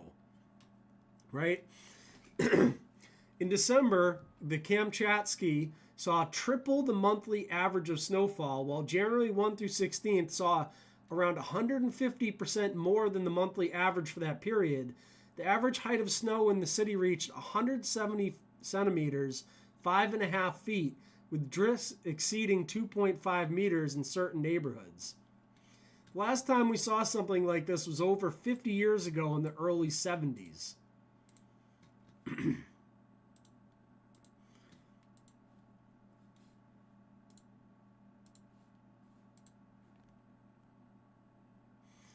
Here we have a massive car pileup in Michigan recently. Breaking, drone footage reveals massive pileup involving more than 100 vehicles in Michigan, with injuries reported as hazardous winter conditions grip the area. Right? This is, I mean, people in Michigan get snow all the time. This isn't something that they're not used to, but look how much snow there is. It's not like a normal amount of snow, right? We've all just been drilled recently with one of the biggest snowstorms I can remember. I was betting people, I was like, oh, we're going to get like 6 inches of snow max here on Cape Cod. We got 13 to 15 inches in this last storm, and we have another 5 to 8 inches coming this upcoming weekend potentially. Jay Peak up in Vermont just announced they've already hit 300 inches of snow so far this winter, which I know for skiers out there, that is epic and great. But also, these are signs of the transition into the next ice age. And no, I'm not saying that we're in it now. I'm not saying that this is all happening because of that right now. I'm saying over the next 20 to 30 years, it's going to get worse and worse and worse. And when the AMOC does collapse in about that time frame, about 20 to 30 years from now, as it continues to slow down, it's then going to get really bad. Like, if that thing does collapse, the South is going to become very, very, very hot. There's going to be massive droughts. Places in Africa are going to become completely unlivable, and a lot of people are going to die. And places in the North are also going to become completely unlivable, and a lot of people are going to die. This is going to reshape the entire planet.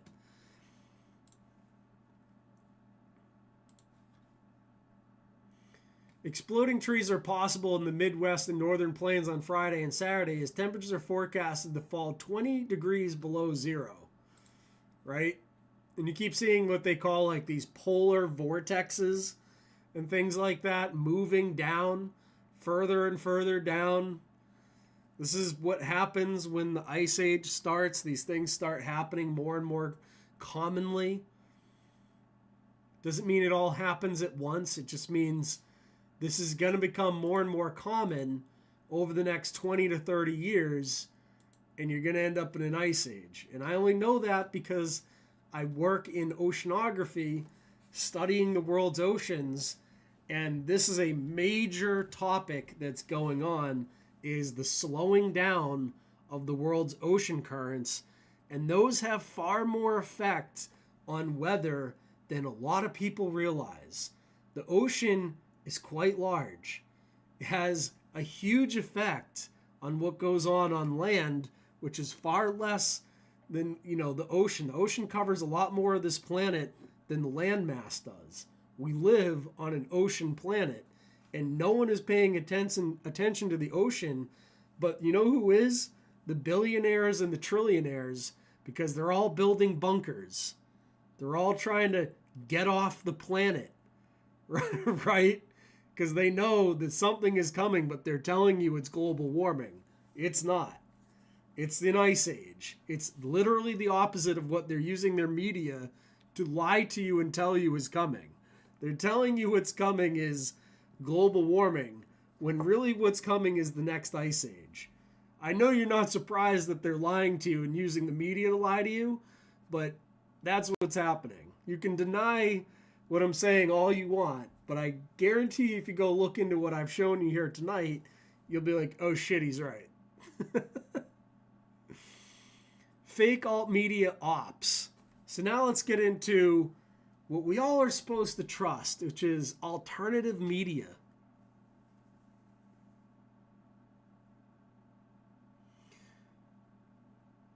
Too cold to snow, someone says in the chat. Yeah? Brazilian police have raided a location operating a bot farm used to artificially inflate YouTube views and engagement.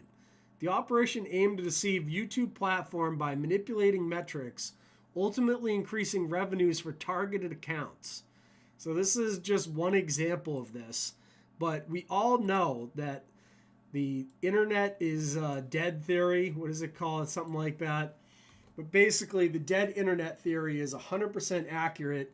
There is now more bots commenting and leaving views and likes on videos than human beings. And that's all thanks to places like this bot farm that was just shut down in Brazil. Meu Deus do céu, são centenas. Quem montou isso aqui gastou uma fortuna. Chamar o pessoal da inteligência agora. Celular até o teto. Parece uma colmeia.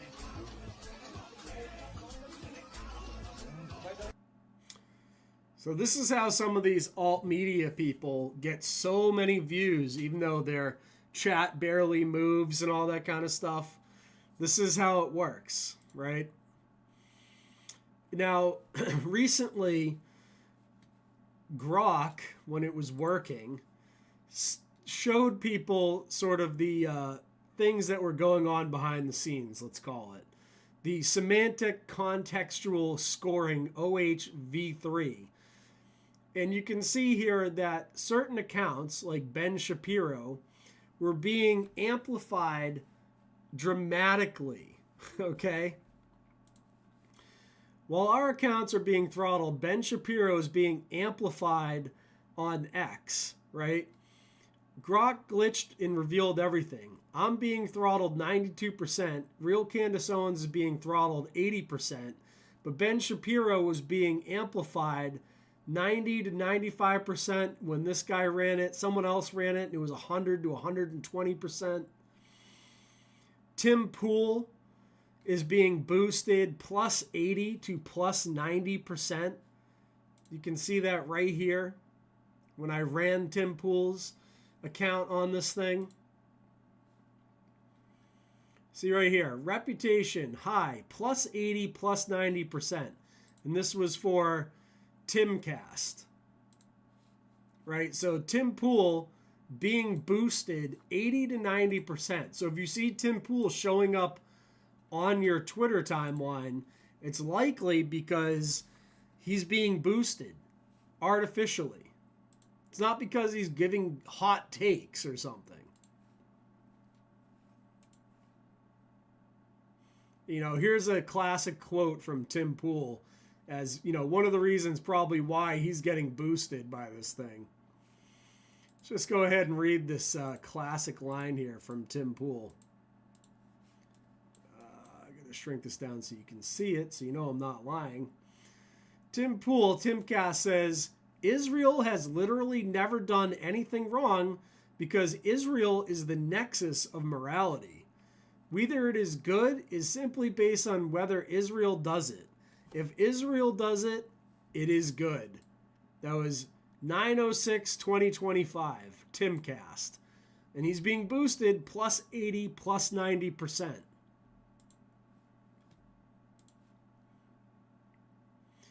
Candace Owens, I looked at it myself.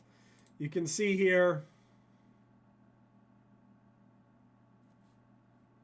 at Real Candace O, Real Candace Owens is being reduced minus 65 to minus 82%. And Nick Fuentes, when I looked him up,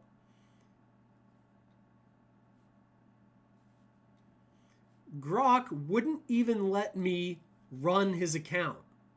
Wouldn't even show me what Nick Fuentes is being either boosted or deboosted by.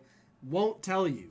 This was the only account that it wouldn't show me this scoring for. And I wasn't the only one. A lot of people tried to do this, and no one was allowed to run his. You can see here, Ali16AFG, Grok wouldn't allow me to search Nick Fuentes. It wouldn't do it for me either. It wouldn't give you the semantic scoring for Fuentes. Isn't that interesting?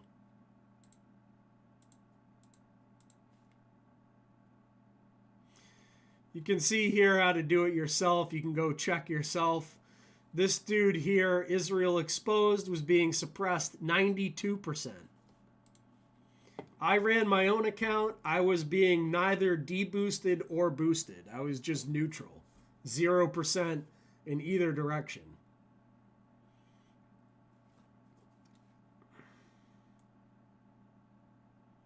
The link is in the show notes if you want to go check yourself, but I'm pretty sure they updated Grok in the last 24 hours, and one of the things they removed was its ability to show you this stuff.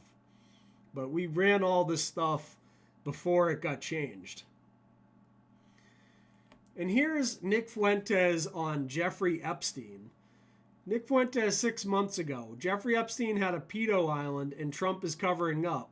Nick Fuentes this week. The whole pedo thing, like you know, they're really pedophilia. It's not really pedophilia. They weren't trafficking 5-year-olds.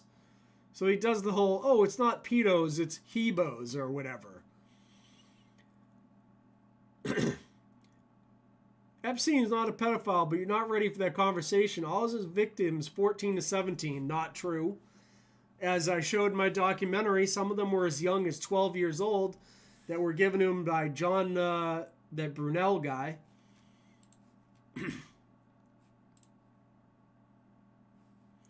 So you can see here, completely this changes whole his pedo tune. Thing, it's like, is it really pedophilia? I don't want to be the one that has to say it, but I guess I'm being forced to say it. It's not really pedophilia, okay? They weren't trafficking 5-year-olds. It was like they were technically not legal. Big difference, in my opinion. I know that's a controversial take, but that's not really the issue there. 14 to 17-year-old is still children, dude. They're kids. You know? Like, it's not that hard to understand. They're not fully developed. Their brains are still developing. They're children. Everyone seems to understand that except for Nicholas Fuentes. Okay. The issue is not that they were barely legal teens, which is what it is. It's horrendous. It's awful. It's pedophilia. Okay, relax. No, the issue is that Epstein is a Jewish spy probably working with Israel. That's the dilemma there. He's working with Israeli intelligence. To do what?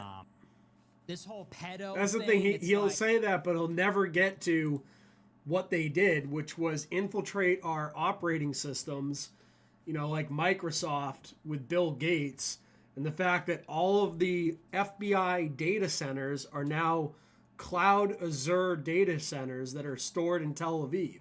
So all of the FBI data is now on Microsoft operating systems in Tel Aviv.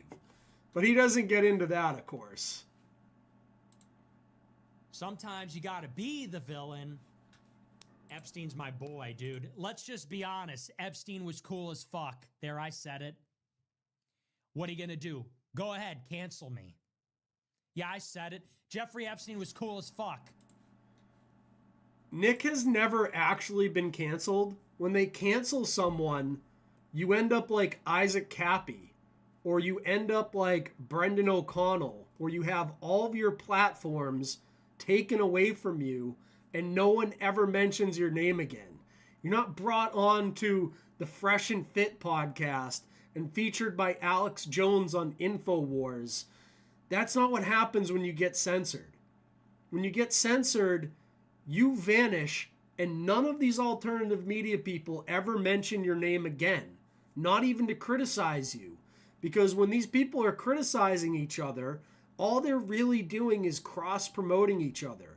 Because people are like, oh, Nick Fuentes, I'll go look to see what he's saying.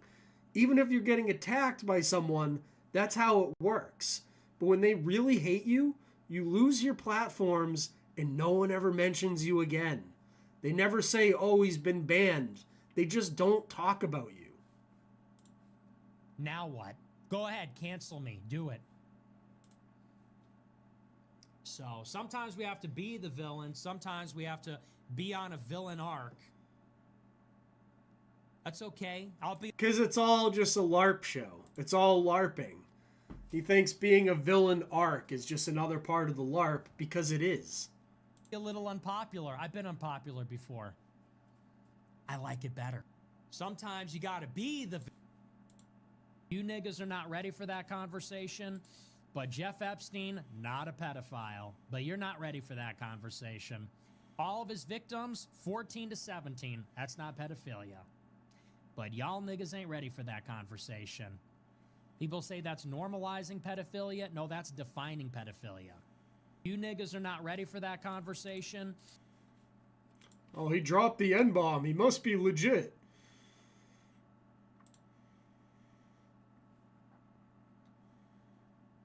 Just a reminder of some of the photos that came out from the Epstein thing. Right? He's defending this, saying this is cool. This behavior is acceptable. Turns out Nick Fuentes is sponsored by the same company as Mark Levin. Okay? Nick Fuentes just received a 7-figure sponsorship from a company that sponsored Mark Levin. And here he is with these other controlled ops. Nick's saying, you're saying truly, when are you going to take the gold deal? I heard that was a big deal. I think I'm going to take it, yeah. I think you should. What is the deal? Well, it's just like a gold sponsorship. Okay. You know, people are buying gold, and the reason why I have to take it is because it's Mark Levin's old sponsor. Oh, okay. So it's an old Mark Levin gold sponsor, and they said, I don't like Mark Levin anymore. I want to support you. So they're taking his deal and giving it to me. So otherwise, I don't think I would have taken it, but I have to just mod Mark Levin. Just on account of. Is it a big deal? Yeah, it's like a 7-figure deal. Not bad. Congrats. Yeah, so it'll be, I mean, well, I don't want to get ahead of myself. You know, we're negotiating it, but it'll be an interesting deal. It'll be the first sponsorship because I only do super chats and merch and subs. I was gonna say, man, it's really difficult for you. Well, I mean, it's crazy because you're getting like literally no sponsors banned on everything, and I pretty much said everything that you have, but I still get brand deals. Yeah, isn't that interesting? So he's now being sponsored by the same company that sponsored one of the biggest Zionists of all time, Mark Levin. And keep in mind, as I put in the documentary about alt media, Nick Fuentes has always been on InfoWars' video platform, highly featured on there. Everyone thinks Alex Jones is pro-Zionist, yet Nick Fuentes has always been promoted by Alex Jones. He was even at Jan 6 with Alex Jones and another pro-Israelite, Roger Stone. He's surrounded by pro-Zionist shills, yet somehow he's Mr. Anti-Zionist? I think not. Okay? Nick's saying, you're saying truly, when are you... And High Impact Flicks has recently completely exposed himself as being Completely ridiculous. I saw him in the replies there. He spends all of his days whining like a white liberal woman about ICE deporting Somalian immigrants. Like, get over yourself, dude. Yo, Nick, I'm going to bring some girls over. Fuentes, nah, I'm good. So here's example 6 million of Nick Fuentes being a homosexual, which is totally fine. We love homosexuals on this show. We are not being derogatory about that, but it's a fact that Nick Fuentes is one. Okay? Yo, Nick, I'm gonna bring some girls over for you. I'm good. He's good. He doesn't want girls. He just wants, destiny, obviously. Hey, at Grok, remove the Fed from this photo. Let's see what Grok responds with this one. Grok, remove the Fed from this photo here. And Grok replied with this. Odd, isn't it?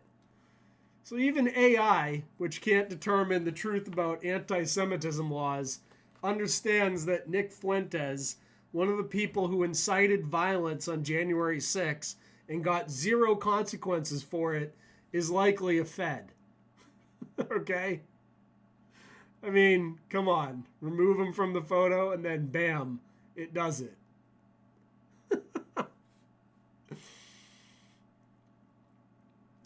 Here's the two gay peds together here.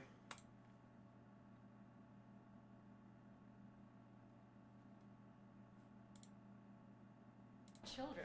Well, they're hotter. Based. Let's fucking go. That's why we love him. That's why we love this guy. Why do you hang out with children? Well, they're hotter. Based. Let's fucking go. That's why we love him. That's why we love this guy. So Destiny admits that children are hotter. Then Nick Fuentes calls him based, and then gives him this very homosexual glance over at him. I could see a future where these two become a gay married couple and adopt young baby boys together.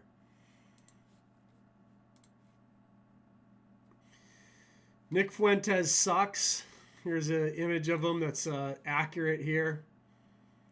Nick Fuentes laughs at Joel Davis going to prison and his network of LARPers getting outlawed. I'm truly shocked at the result. The Goyim long to dress up in costumes.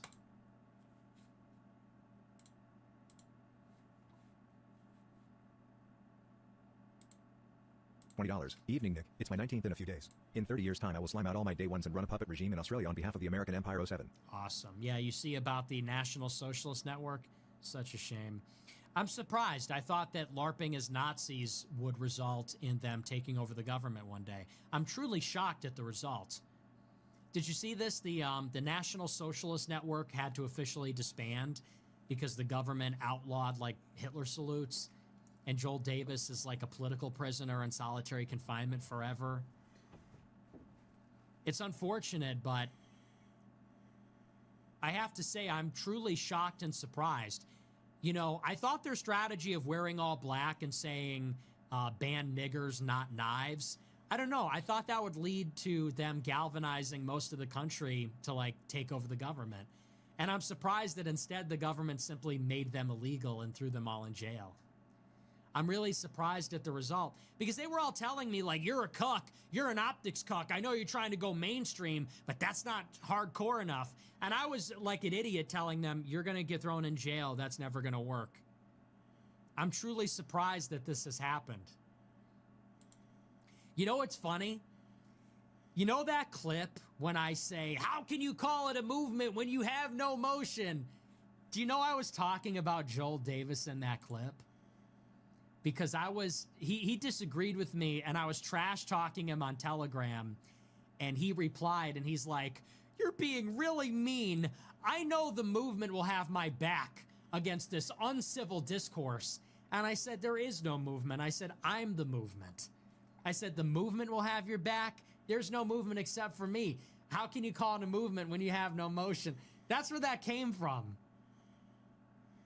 And now, well, he's in prison. So, and I'm not happy about that. It's horrible what they're doing to him, but he's not happy about that. He's just smiling and laughing about it. Right. Here's Nick's sister, who identifies as a Sephardic Mexican Jew. My boyfriend, karma is a god. Karma is the breeze in my hair on the weekend. Karma's a relaxing thought. Aren't you envious that for you it's not? Sweet like honey, karma is a cat. Purring in my lap cause it loves me. Flexing like a goddamn acrobat. Me and karma vibe like that. Melissa Fuentes.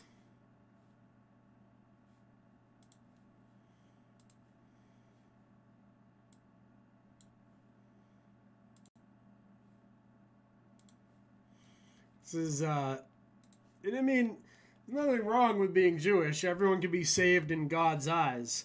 But Nick Fuentes is clearly a controlled opposition. Here's Owen Benjamin on Nick Fuentes. Maybe I was a little hasty and hard on Nicholas Fuentes. As an 8th Jew, he used to rub me the wrong way, but he's definitely turned around.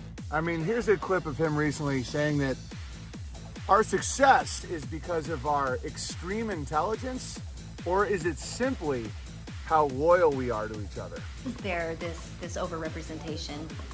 Well, one reason, and you know, a lot of people say it's an either or. And here he is being interviewed by the redheaded libertarian who works for Tim Pool, right? Tim Pool, the guy that's all pro-Israel and being boosted 80 to 90% on Twitter. Here's Nick Fuentes being cross-promoted by Tim Pool's people. This is what I talk about when I say it's a giant cross-promotion network of fake alt-media shills, because that's exactly what it is.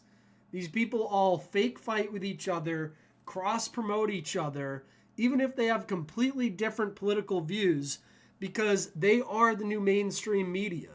Just because they're alternative media doesn't mean they're not just as fake, if not more so, than mainstream media.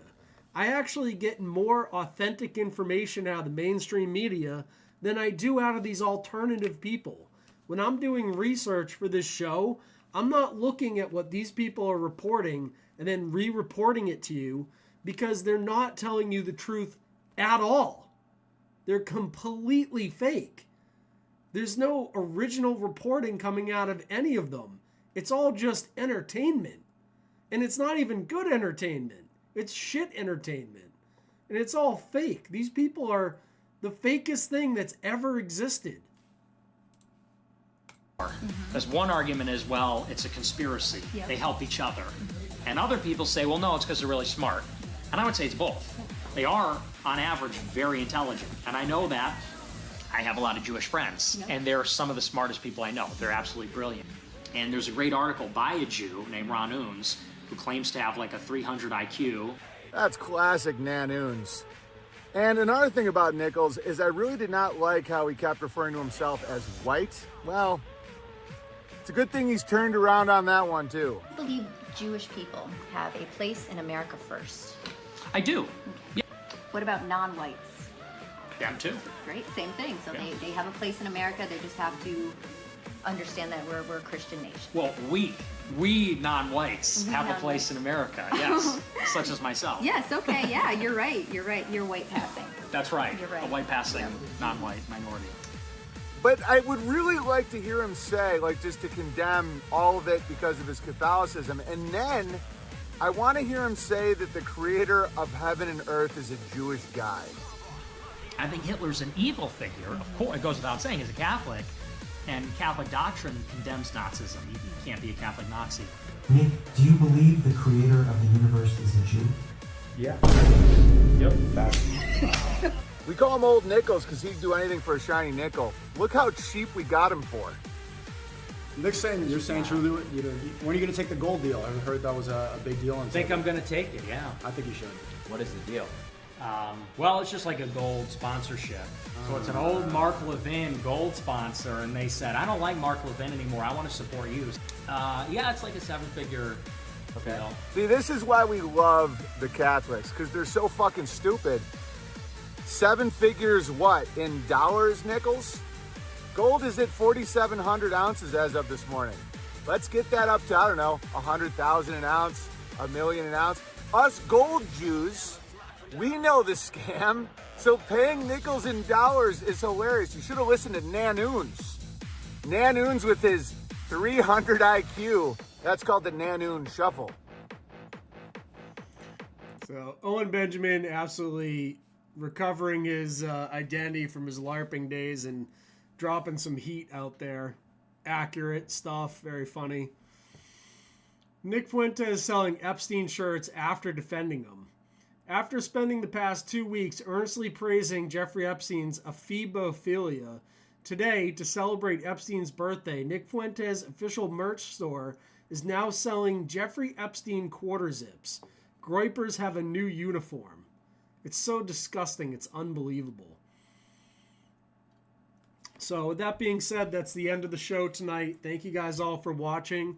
Here's a little shout out from Isaac Cappy, the late, great Isaac Cappy, about me. Let's hear what he had to say.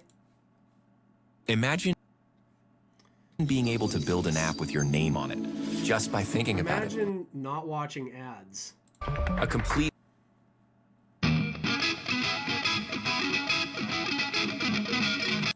Frost.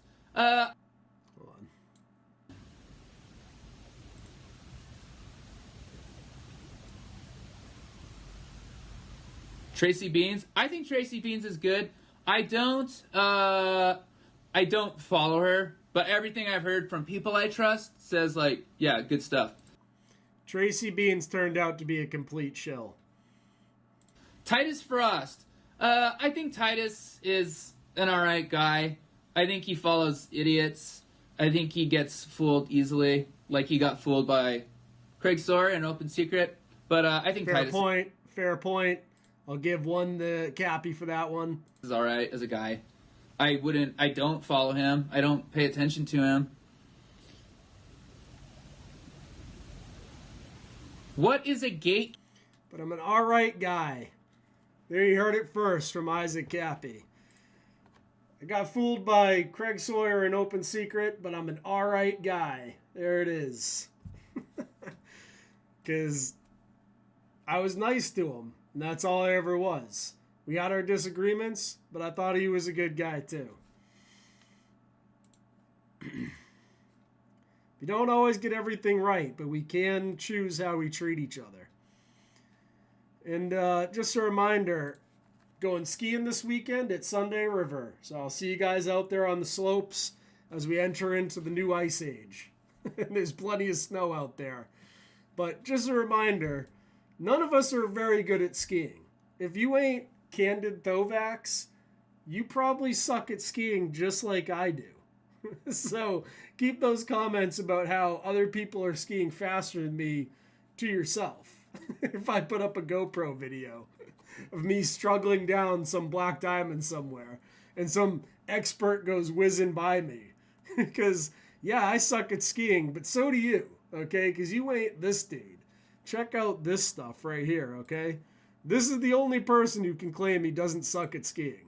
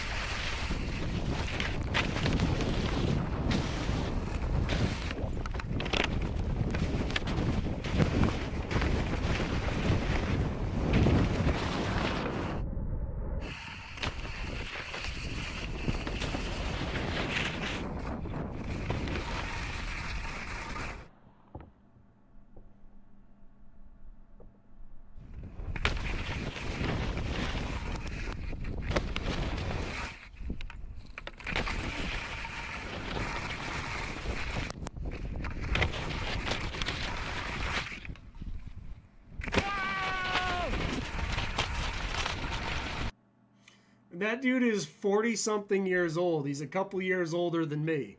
So if you don't do it this year, you'll be 1 year older when you do. All right? With that being said, I really do appreciate everyone for watching. Hope you have a wonderful night. And I'll see you guys when I come back on live for a Meme Wars or another one of these shows, or maybe I come back to upload some videos from my trip this weekend. All right, peace out, everyone. I really do appreciate it. Remember to smash like and subscribe and all that useless nonsense. If you're watching this, this was for you. Appreciate y'all watching.